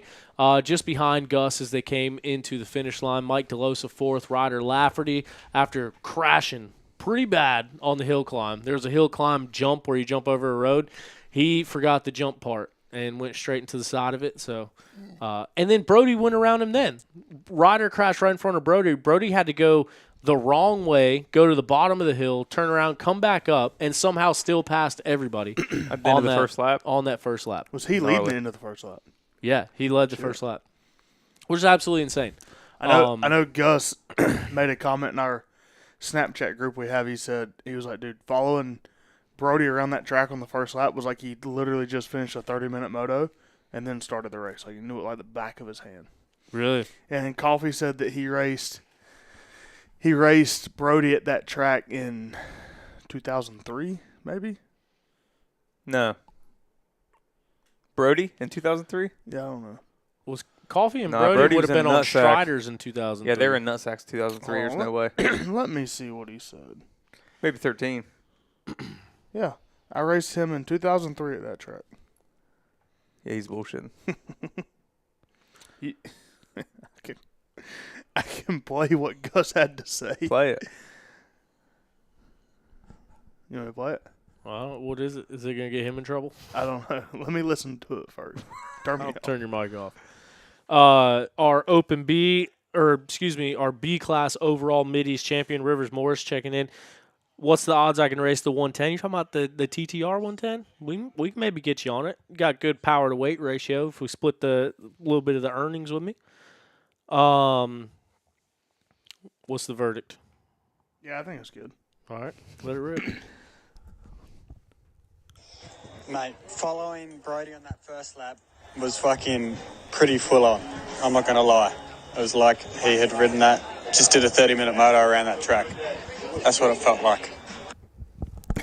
There's a live look from Gus Reardon. So I guess Bjorn made a comment to somebody about Brody pedaling the track or looking at lines and stuff. Brody showed up late and just went to the starting line. Like he didn't ride the track at all. But I mean, we've just been racing there for so long, and I don't know. One thing that I did see this weekend is how many people were stoked about the track. Like, everyone was talking about how good it was, which Harris Bridge seems to either be an absolute muddy, greasy slime fest or the dustiest race you've ever raced in your life. I hate that place. I've been knocked out there in the dust. I've had mixed emotions myself. But all the rain that we got all last week, it never rained up there till Saturday morning. And it rained Saturday morning for a few hours, like a little piddly rain. And, I mean, it was dusty on Sunday. So about the best conditions as far as dirt goes that Harris Bridge can get, which was pretty cool. We went down there one year when I was young. I don't know, probably 15, 16, and it was hot, and I got damn overheated, dehydrated, and I was like seeing stars. Yeah, fucking hated it ever since. Yeah, I've had some bad runs at Harris Bridge. It's also worth mentioning. No, it's not the pro race, but when cool stuff happens, I think it's cool. Gavin Harwell, last race he won. Actually, he might have got second in the youth overall, and then raced a 250F in the AM bike race. And there's some fast people in the AM bike race. Clayton Gant has won every race this year except for one. And so Gavin kind of back last year. TJ Brown was sweeping the whole morning race, and Ethan Harwell would race the youth race and then go up to the AM race and collected a couple wins there. But this past weekend, Gavin Harwell won the youth overall, battled down to the wire with Bentley Saxon. Bentley's riding really good too, but they kept it on us the whole time. They were close the entire time. But yeah, Gavin won the youth race, and then instead of switching to the 250, he's like, man, that thing, he's like 90 pounds and not the tallest guy. And so I guess the 250's got to be a lot to handle. But he raced the Super Mini this week. So literally hour and 15 minutes youth race, wins the overall, talks on the podium, ate half of a biscuit, went back to the starting line, 2-hour AM bike race, overall the thing on a Super Mini.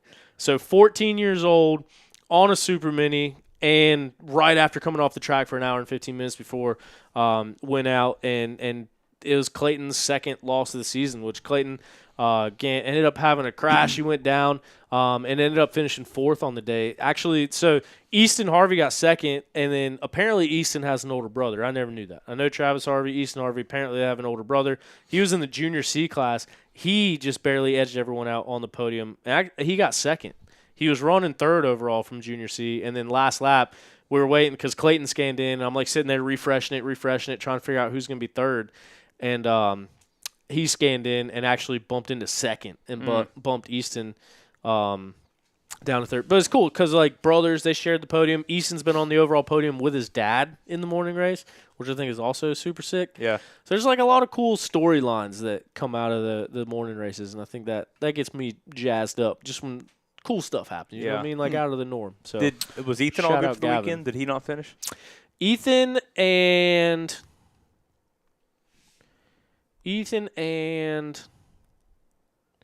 Gavin, yeah.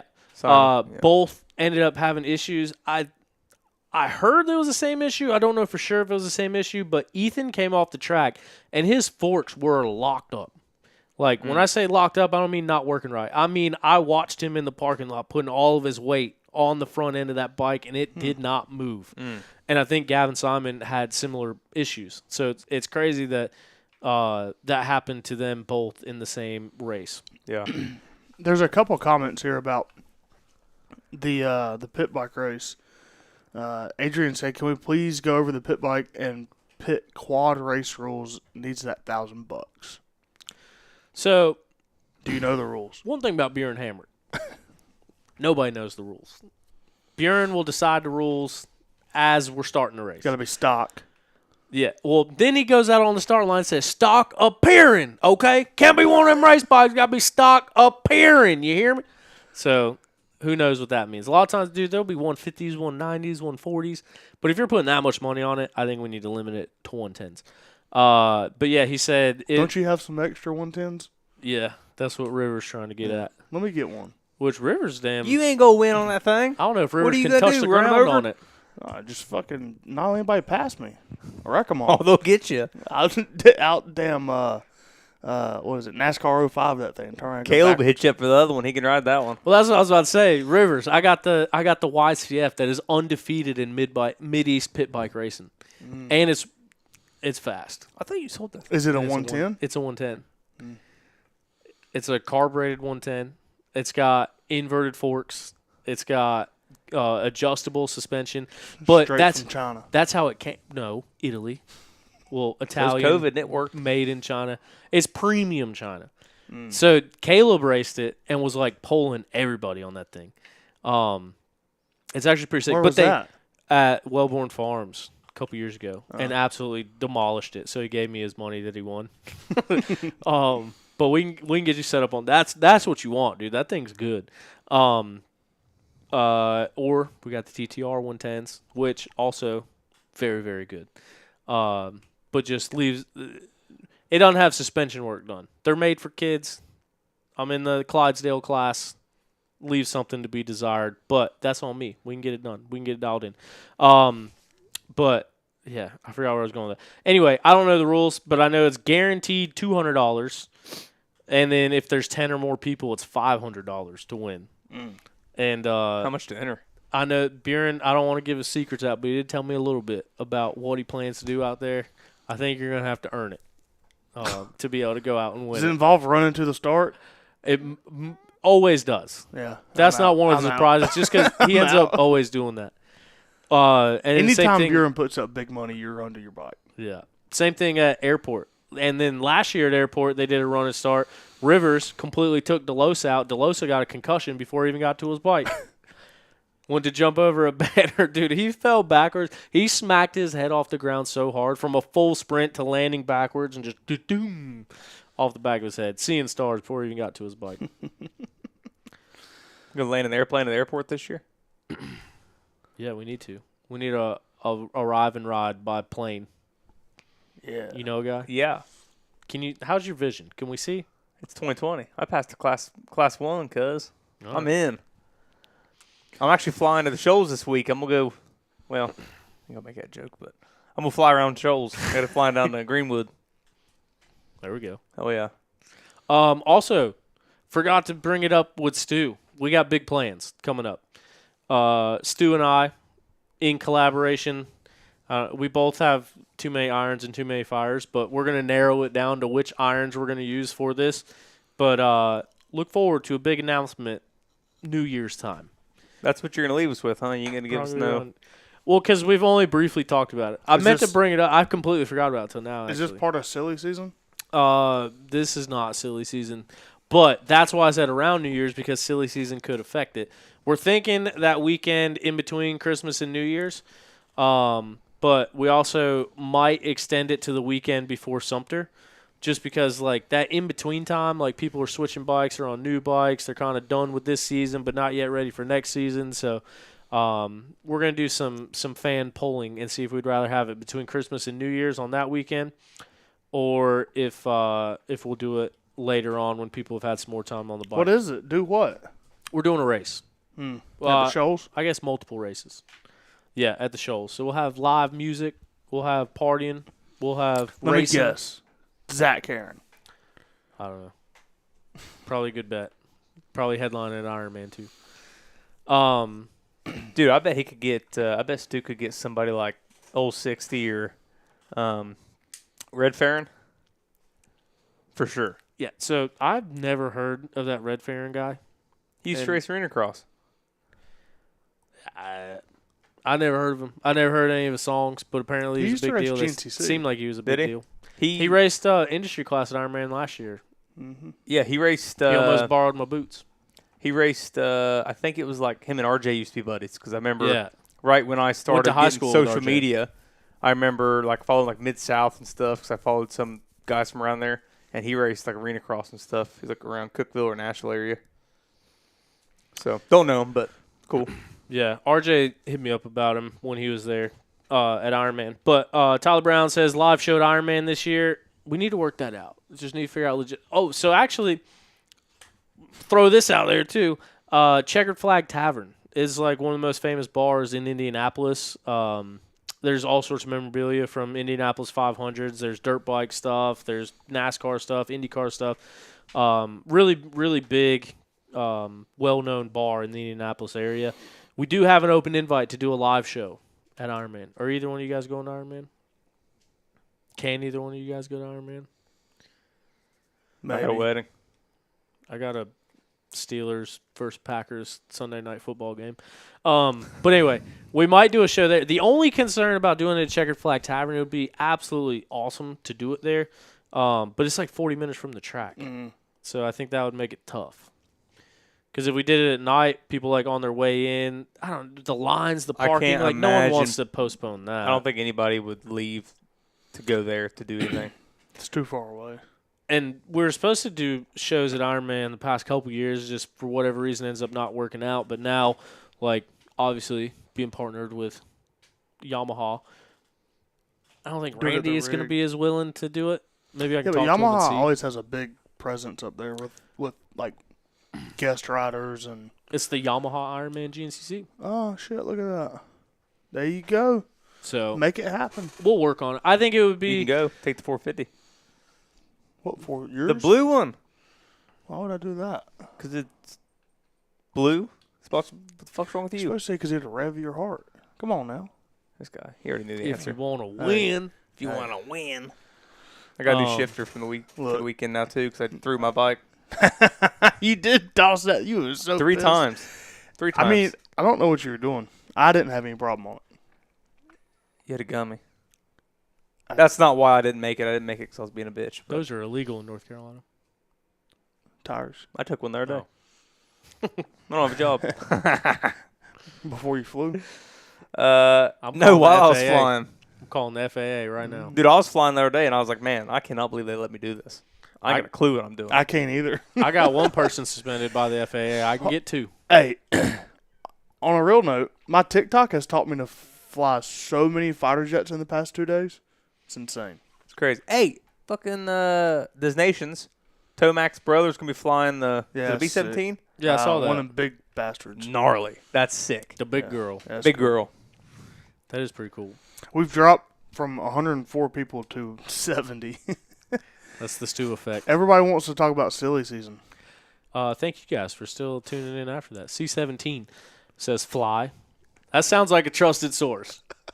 He's commenting airplanes and his name is Fly. I believe him. How fly is Fly Guy? Hey, do we Pretty got silly fly season? for a C17.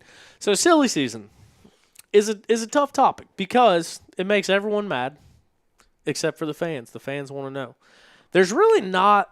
I feel like we've talked about it already. We've mentioned this once or twice already. I think we've mentioned talking about it. I don't know if we've ever. Tomorrow should be many announcements. Doug Derby says tomorrow should be many team announcements. Not team announcements. Not for off road, for motocross and supercross. Because all their shit's up. Never heard of her. November September, starts in October. We're- And then all of our we're stuff's guys. up October into November? So like November 1st is the off road day. Yeah, And most of So- the contracts go through November 30th, but for whatever reason, a lot of times stuff doesn't get announced until January. Some stuff comes out in December, some stuff comes out in January. I think it kind of sounds like a broken record. I feel like we talk about it the last couple years, but to me, one of the biggest things about silly season this year is how many people are without rides. Yeah. And how many teams are not bringing on more people? Like, how many teams are just shutting people down? Rivers, you're out of the loop, buddy. He only knows about a beta ride. Who's Cody riding- Barnes. Who's riding for beta? Cody Barnes. It was said all over the damn. Was it the big golf ball? It's the snowshoe. We talking about? We were at snowshoe playing the golf tournament. Someone wrote it in big letters right on like it was like hole 7 or something like that. Oh, really? What did it say? Cody Barnes is Beta's daddy or something like that. Oh, see, this is where we get our information from. See, I sounded dumb because I walked over and told Cody, I seen these guys writing it. He said, no, you didn't. He said, because he wrote it. And I was like, well, I walked over there, 40 people were around it. I thought they just wrote it. But apparently you're Beta's daddy. So, Interesting. Beta believe it. Cody's So, a Beta. yeah, I guess that's one of the big ones is allegedly read on a sign one time that Cody Barnes will be racing XC1. I think that's the bigger part of it. Word on the streets, allegedly heard. JoJo off a Honda. JoJo's off a Honda. But, I mean, going back to the thing, like, Strang got up on the podium last weekend and kind of said that he was the placeholder between him and the next guy that can show what that bike is capable of, which I promptly called Strang right after the race and told him that was bullshit, and he's not a placeholder. And he's been riding good all year long and got up on the podium. That's not a placeholder, dude. He's still competing. But it will be interesting to see. It's been a while since we've seen another XC1 guy on a beta. Strang obviously stepping into his role that he's doing now, riding the 480, and I think that might be the bike that stays there in the stable for next year. Evan Smith had a brief stint, but like he really didn't get an opportunity. So did John. John race XC1? Yeah. Oh. Yep. Yeah. But Evan rode yeah. a 350, and it blew up. Yeah. A lot. We couldn't talk Well- about it because you were sponsored by him, but I think he actually rode a 390. it blew up like But first test. then at GNCC, I think he rode a 480. I just remember Sumter. Remember, I was at me Yeah. and you stopped, I have a picture of it on the side of the road. and we gotta like load it up because we're like, well, maybe he went walking. They're like, hey, don't steal that bike. We ain't Yeah. stealing it. We just Yeah. get it off the side of the road. We were in someone's van. I think it might have been my Ford van, and we pulled it over and was like, because it was literally laying on the side of the interstate or not the highway. 2-lane for No by one Sumter. around, dude. Just a factory beta Yeah. on the side of the road. I was like, we should probably pick this up. Yeah, I think it was Dustin Simpson. I think we were sweeping for Dustin. Yes, we it were was. We were in Duramax Dustin's van. Yeah. And It's like, so maybe we should get that. we pick it up and we start loading it up and didn't have signal because I tried to call like the beta guys. I was like, hey, I'm gonna grab this bike. But yeah, as soon as we start picking it up, they come running out of the woods. Like, what are you doing? We're like, it's me. And we're like, oh. But yeah, that did happen. I think that was in the transfer to test one. Yeah. I rode Andy's 480 at there was an Enduro engineering ride day like 2 years ago, and it had like turn signals, soft suspension. It was awesome. I really liked it. Except whenever I was running like 90, they have like the big straights at it was at the Mud Daubers race. Yeah. It was just an event day. They had the big straight that everyone clocks like 90 on. Yeah. And I was running like 85 or 90, like full tilt. And at the end of it, there's G out, and I started hitting the brakes and pulled the front wheel up and hit, and it bottomed all the way out. I was like, my ankles are spent. Dang. But as far as in the woods, the 480 was sick. I liked it a lot. I had the opportunity to race it at industry class at Ironman. Say it. I was scared of it. Yep, there it is. I was scared of it. I raced a 252 stroke instead. How'd that go? dumb. I pulled off after a lap. But I almost got the whole shot. That was my only goal. I just wanted a whole shot J-Law. That was like J-Law's reappearance to the world. And I was lined up inside of him. And you didn't whole shot him. And I didn't whole shot him. But I tried. I made a valiant effort. Motorfro, going to have to listen to the rest tomorrow. 3:30 alarm comes quick. Safe travel. Yeah. Appreciate you, Motorfro. Thanks for tuning in. Thanks for the donation, man. Appreciate it. Doug Derby, Scott Summers on the Honda Big Girl is all time. I agree. Yeah. So if Cody is leaving Honda and going to Beta, allegedly, so we've heard, maybe happening, maybe not happening, but that's maybe what I read on a sign, or Craig read on a sign. You read it too. Hold on. That must have been after I went to that hole. Who's going to Honda then? They tried to. Dale Earnhardt? Yeah. I think they tried to get Josh. I heard that. They didn't. They didn't. Said Mike. And I think Mike will be there yeah, Mike's staying. again. I believe so. I don't know of anyone else. Damn it. I was really hoping this was going to be the opportunity for me not to have to say it. Go ahead. Oh. Just get to let you guys break all Say it the with your news. chest. What, Ashburn? I've heard rumblings of Ashburn. Yeah. Do you know that to be allegedly true? Can you go ahead and you already know, so go ahead. I've heard that maybe Bangus Angus. Oh wait, yeah. Damn.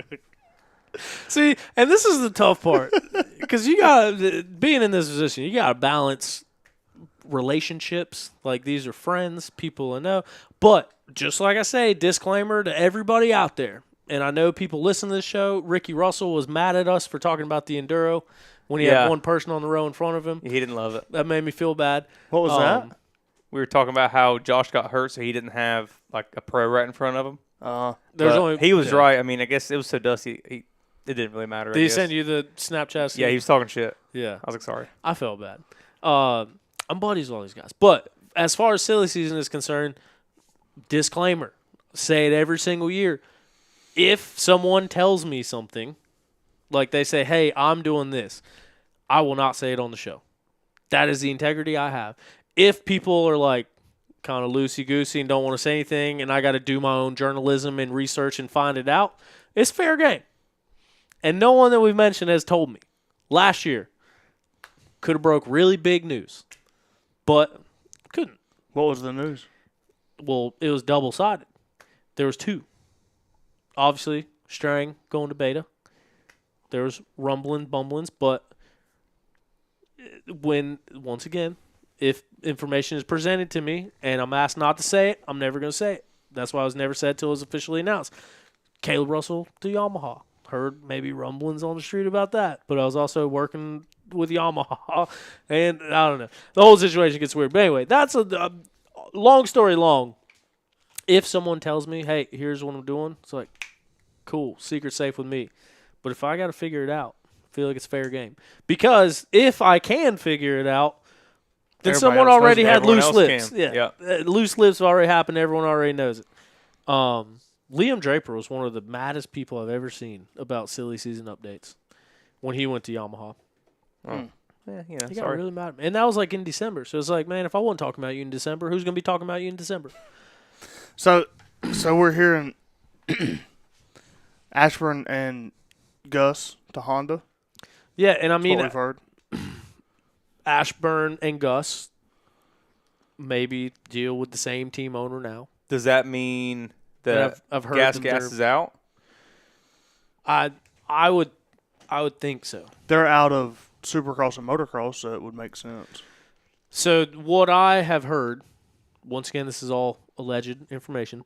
What I have heard is that it was between Husky and Gas to go away. Craig still has a contract, and Ashburn's contract was up this year. So it sounds like that might have been the deciding factor between which one of the two goes. But the way that it's looking, the way that it's sounding, I don't think that we'll see a gas rig in the parking lot next year. So along with So that leaves out Tino, too. Yeah. Along with that, I know Rick doesn't have anything set in stone. Yeah. But there's not an official Triumph team. But I know there was a push over the last couple weeks to try to get a couple people or get somebody.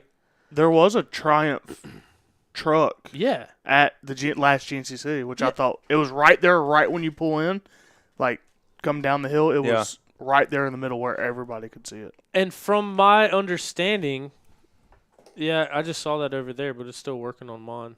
Is that going dead? Mm-hmm. Yeah, that's probably what it is. But I do know they were looking like they had some meetings last couple weeks, and they were trying to get somebody, but they didn't have it together quick enough. Is it plugged in, Tom? Yeah, everything's plugged in. So if there's nobody signed, if nobody has anything, if there's a couple people left out, I do believe Triumph's going to try to have some actual off-road riders for next year, or a rider at least. Well, that's what I was going to say. Is it seems like the weird part about it is it sounds like Ricky's deal might have been more on the Triumph side of things. And then you go to GNCC, and Triumph has a whole presence there. And they just now start coming out with their off-road bikes. So it's like if they got a guy, why would they – and they're making a push for the off-road market, why would they pick that time to back out? Because right now I don't know how much that Enduro engineering team has to do with I think it's all of it.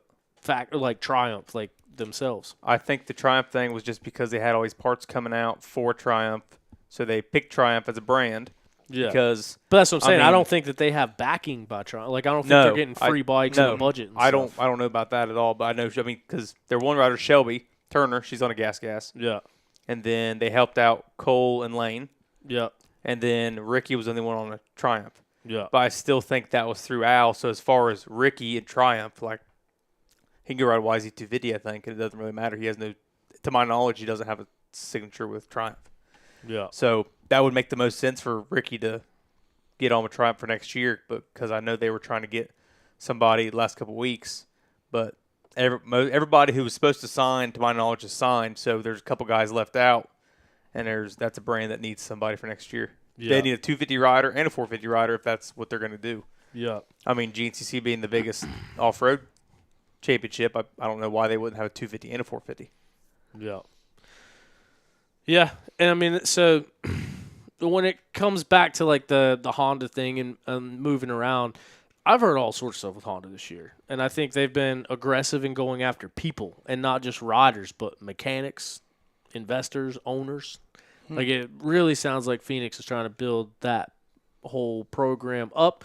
I know I kind of joke around, but it's not a joke, and say allegedly here and stuff on here, just kind of cover my tail, but also on that side of things, just like I've said many times before, like I don't just hear something through the woods and then come out here and say it. I don't say anything on here until I feel pretty confident in it, and do due diligence in confirming it. So some of the stuff that gets brought up, like I don't know enough to speak on.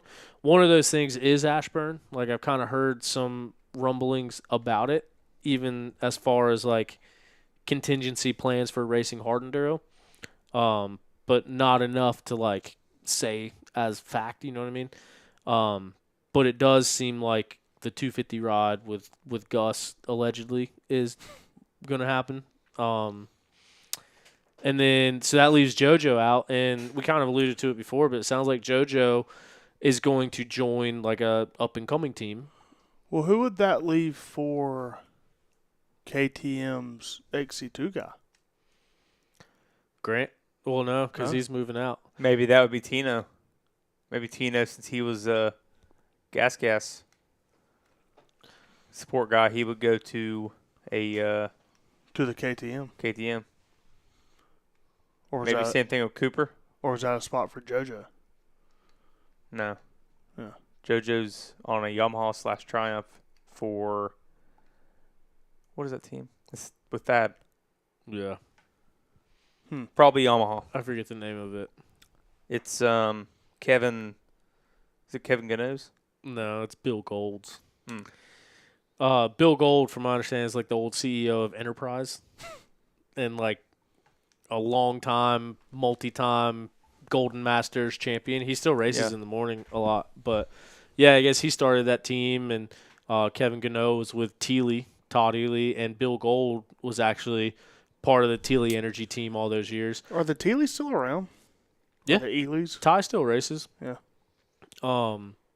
It'd be interesting to see if Trail Gestures gets back on with some privateer stuff too.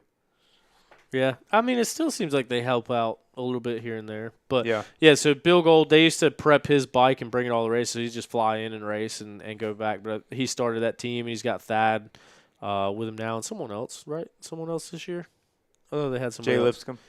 But it seems like from the rumblings and bumblings, that's where JoJo might end up at. Outside of that, like guys that don't have a ride, like Grant Baylor, don't have a ride.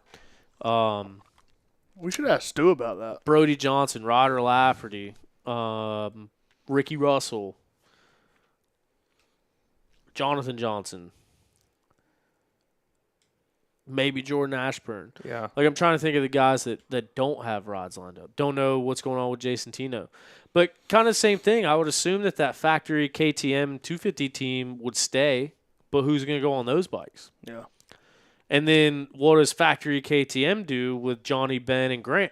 I was about to say, that's going to put 3 on Because when XC1 class. Which they've had it before. Yeah, when they were doing it before, they had Caleb, Toth, and Ben. But that was when Ben was on 250s. Ben was still XC2. Or maybe they had all year. I know they definitely had 3 XC1 riders for a year or two. Yeah, it was 2021 or 20. It was Caleb's last year. There was 3 of them. Because Ben was XC1 then? Yeah, because Ben won it XC2 in 2018. Because Josh won it in 17. Josh defended against Ben, who won in 18. And then if BK would have defended it in 19, he rode XC1 into 19 and 20. So what did Ben do that year in XC1 to not be in the hunt for the championship? He would have came in halfway through 19, I believe, or he rode the last 2 races in 19. Yeah, and the last then, 3, and he won 2 out of 3. And then the but next I'm saying year in 2020, like Strang was the closest one to Caleb. I don't remember. It seems like Ben would have been in the mix because, like I said, he won 2 out of 3 when he moved up. I don't know. Let me tell you. Shit all runs together. Yeah. You gonna beat me to it? What about are there any other A guys moving up XC2? And surely Brody. Yeah, no, Ben was XC1 all year, 2020. 5th in points. Was Toth? Yeah, but he didn't ride 4 races mid-season. But his finishes were good. I mean, 2, 3, 4, 4, 2, 2, 2, 3, 2. Yeah, he missed round 2 to 4 though. What did he miss 5. time with? Yeah, It's hurt. I guess. 2 to 4. I don't That remember. wasn't his leg, was it? Hell, Stu. No, No, that was 22. 21. Oh. Stu missed 4 or 5 races that year. 6 races. That's crazy. I don't remember. Because Ben won 3 Well, races. 2020 would have been the Sherco year. for Stu. That's when he broke his neck. That was Yamaha. Yeah, this was Sherco Yeah. year. Yeah, that he crap was going had on. knee surgery and all that. And then he came back at the end of the year on a Yamaha. And then 21, he was on the Yamaha, broke his neck. That's when Ben was well, shit, did he break his neck in 22? How would he have brought the championship down to Ironman in 21 if he broke his neck that year? He had to have broke his neck in It 22. was 22 because 21 was the year he got bit by the gator. Yeah. And not Adam McGill. Or no, not bit by the gator. This year he got the hole in his hole side in his side. at Sumter. Yeah. That was the year him and BK went down to it. Yeah. And the buckwheat debacle happened. Sorry about that. So we piece it together at some point, you know what I mean? Because Ben won 3 races in 21 and won the championship, and then he came out 6-0 in 22 and broke his leg that year. Tyler, no Trevor Bollinger sightings currently. None. He does have a Chevy Motovan on sale for $10,000 on Marketplace. He's got some CR125s he sell too. Pretty sweet. He's also got some roofs he could put on your house. Thought he does HVAC. 22 is the Iron I thought Man it was roofing. shithole year. Rivers, that was a dusty one. 21 would have been the muddy one. 21 No. was the mud. Because Stu flooded you're his right. bike. Yeah. That was when they were walking. Everyone had to walk their bikes through the creek every lap. Yeah. So let's look at the overhaul. Grant Davis, depending on what he does at Ironman, might get fired.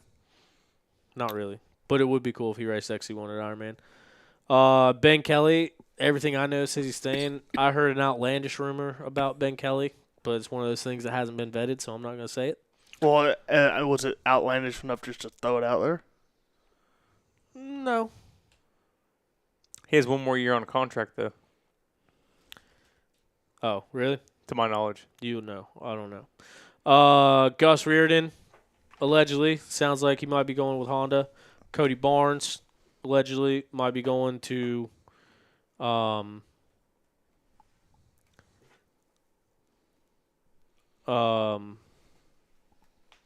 Beta. Allegedly. Liam Draper, I believe, is staying in the same spot. Just going down the overall points now. Stu Baylor, I wonder what bike he'll be on next year. Tough to say. Jordan Ashburn, kind of up in the air.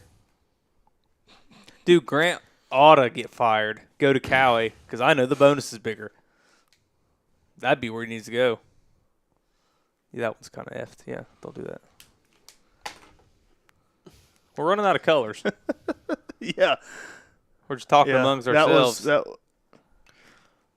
Huh. Interesting. Really? Yeah. Keep that thing off camera.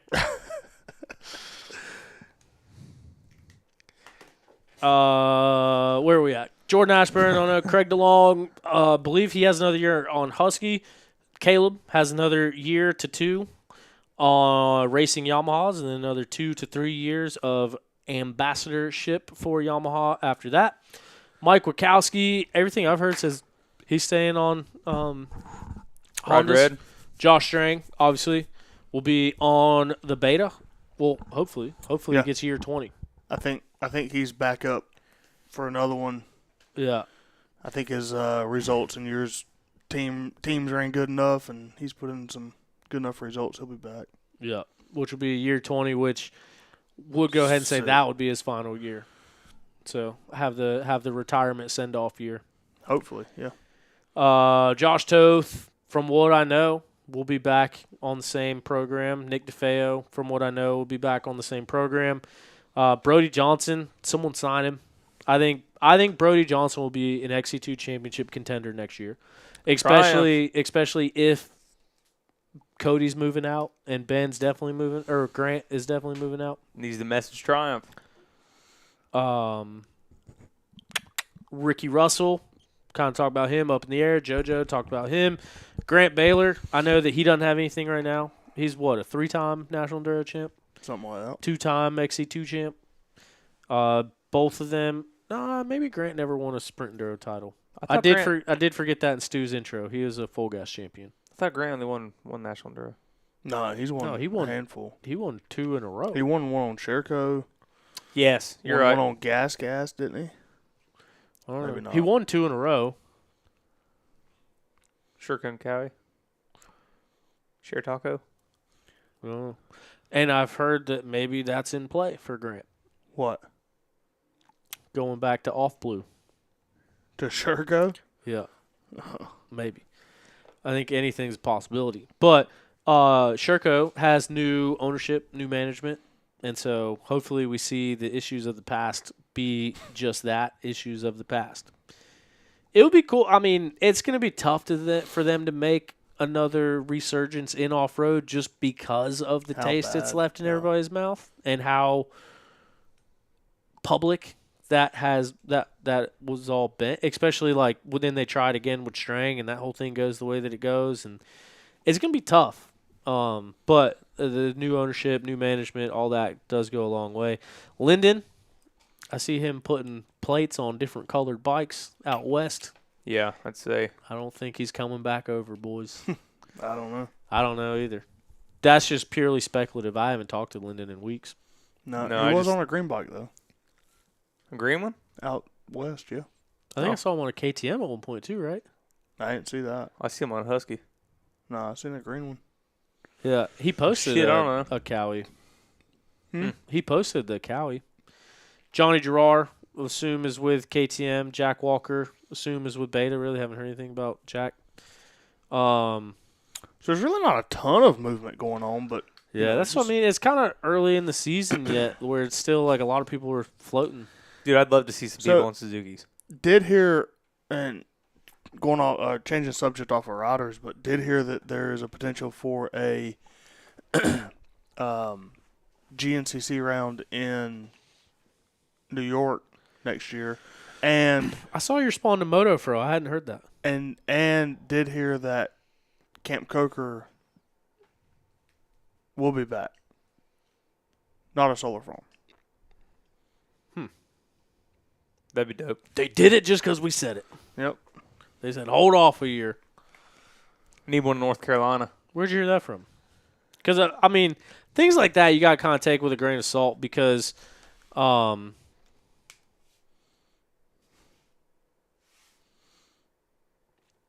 What Tyler say? Can you guys imagine how badass the Hondas would be if... sounds Oh, solid. number 8 and number 3? Hell yeah. Yeah, it would be sick. So I said, Dale, yeah. Yeah, I mean, I hope Camp Coker's back. I mean, that's a fan favorite. I personally don't like racing Camp Coker. No, I think the track sucks. But the ambiance. Yeah, it's a fun place. It's a fun weekend. It's close to us. Yeah. Good fishing. They have had some really good tracks down there, Yeah. but I've said it before. There's that 2-mile stretch that's 4-wheeler wide through that thick-ass woods that's like this. That I took a front in every year. It's terrible. You passed me in that section one year. You remember It that? could happen again next year, brother. It probably will. It's 'Cause nothing- I've rode 4 times this year. For me, it's nothing to do I with the don't remember layout. that. It's the roots don't? and the square edges, and it just... I can deal with all that. It's the you get in that section, there's no fucking flow. It's 2 4-wheeler Yeah. ruts, and it's Dude, the square edges, the blue groove, the ruts, I mean, or the roots, that's everywhere now. I mean, it's pretty beat. All of them are. That's But- why I'd hate riding Ironman. I don't know. I think Iron Man it sucks. seems like there's some of that track that got clear cutted or something that we don't use anymore because that 1-2 mile section across the road wasn't always there, and now it's there every year, Yeah. and it sucks. But they also used to run us through like a couple big field sections that were fun. I when we crossed over the bridge. Yeah, crossing over the bridge and like through the parking lots and Yeah, stuff. that was There was a cool. hole in the bridge, and I seen someone eat shit. which is Drop the obvious. front, and they ate shit. Yeah. That, and then they used to run us out like, yeah, more fields. The Well, fields down there were always When so the sick. start was where the parking was, that changed a lot of things too, I feel like. When the start was when you first pulled into the left. Yeah, that's where that picture is. Every time I've done it, it starts me at the moto track. Yeah, this And they one- used to run the moto track. They don't do that no more. Yeah. But Lugnut Yeti says, let me on, I'll give you something to talk about. Need you North, want me to call him? He must have saw the bubble Wallace hat. we need North Carolina around too. Yeah. Someone here's got some land. Well, the place that Mid-East raced at, Kitterall, I heard that was a potential spot. Yeah, but they don't have. They still have Ironman they go to twice still. Yeah. So that's going to be the only one that they're going to, if they're not losing one. Because where are they at? Are they at 12 or 13 this year? They're at 13. 13. Yeah, we could do 12. So they're only going to change one to take the place of the Hoosier, right? Add one, drop, you know what I'm saying? I don't think any of the tracks right now they're going to drop.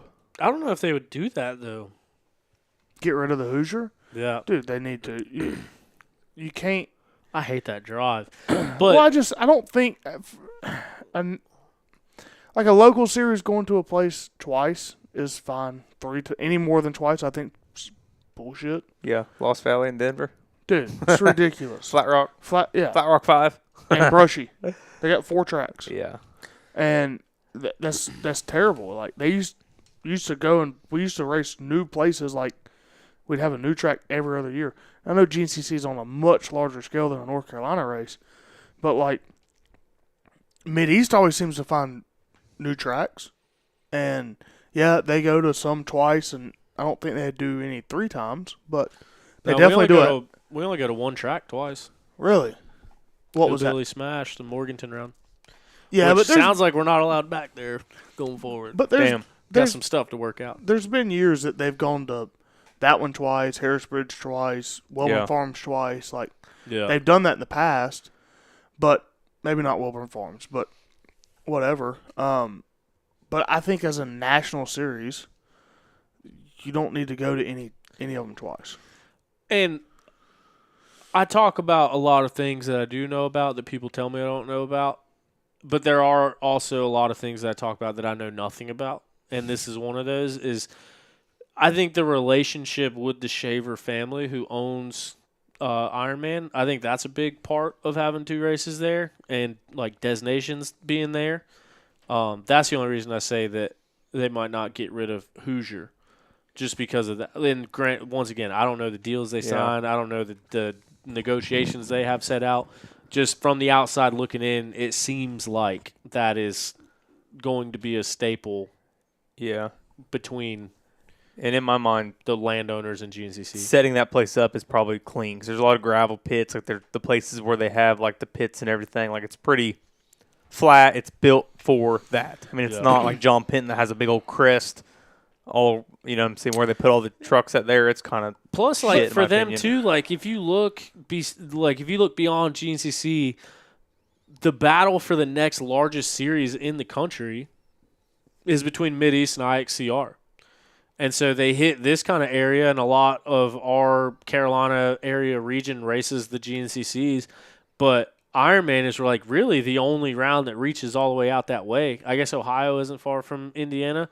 But, I mean, if you have a huge market with that IXCR, I think tapping into that with a couple Indiana rounds is going to benefit you. yeah. Well, then Limestone. find another place in Indiana. We've had others in Indiana before. Yeah, limestone's always good.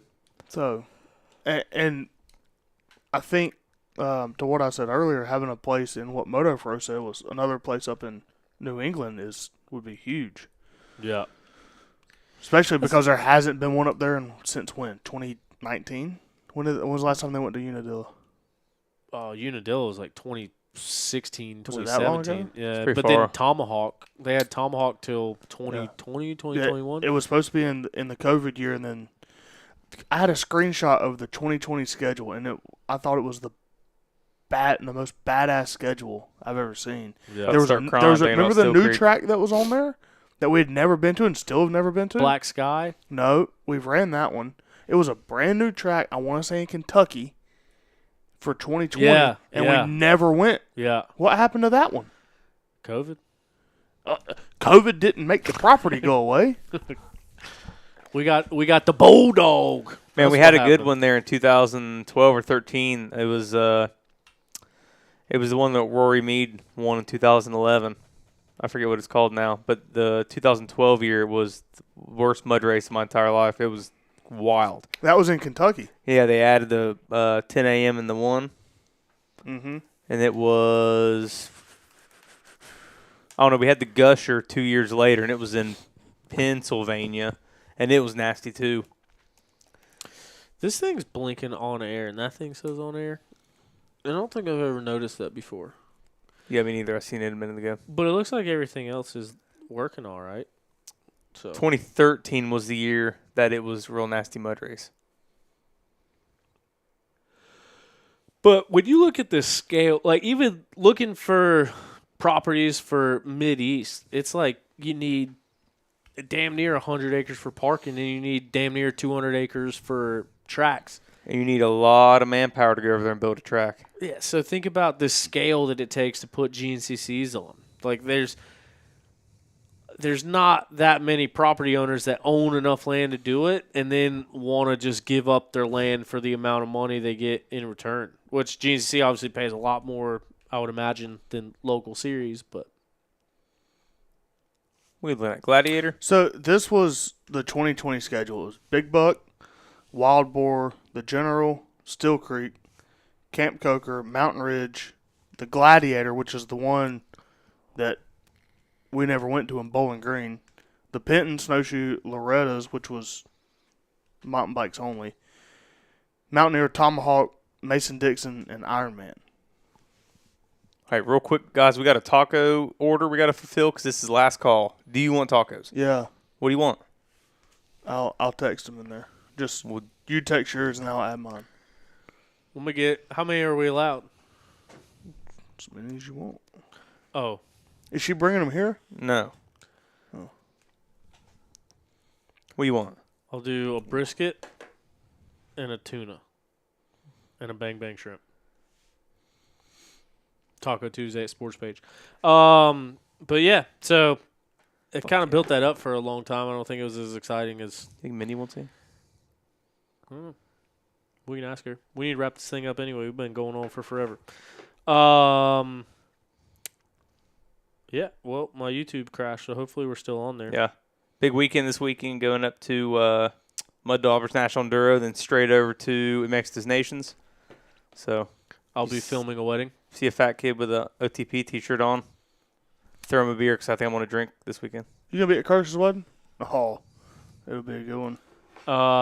Yeah. So, be a friend, tell a friend.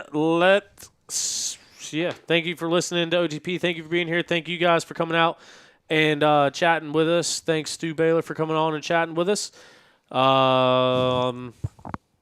Thank you, Yamaha, for being such a huge part of the program. Hopefully, we'll be putting together some big stuff for next year and the Yamaha Ironman GNCC. Maybe do some looks on that, doing a live show there. But, yeah, thank you guys for listening and for being here. Thank you to those that donated. Really means a lot. It's going to get us all tacos tonight. And Hell yeah, brother. yeah, we will see you next Tuesday. Nothing going on. Well, National Enduro is going on this weekend. We'll have a little bit to talk about then. And, yeah, maybe we can line up some interviews, talk to some people next week. But, yeah, thank you guys once again. We'll see you next time on OTP.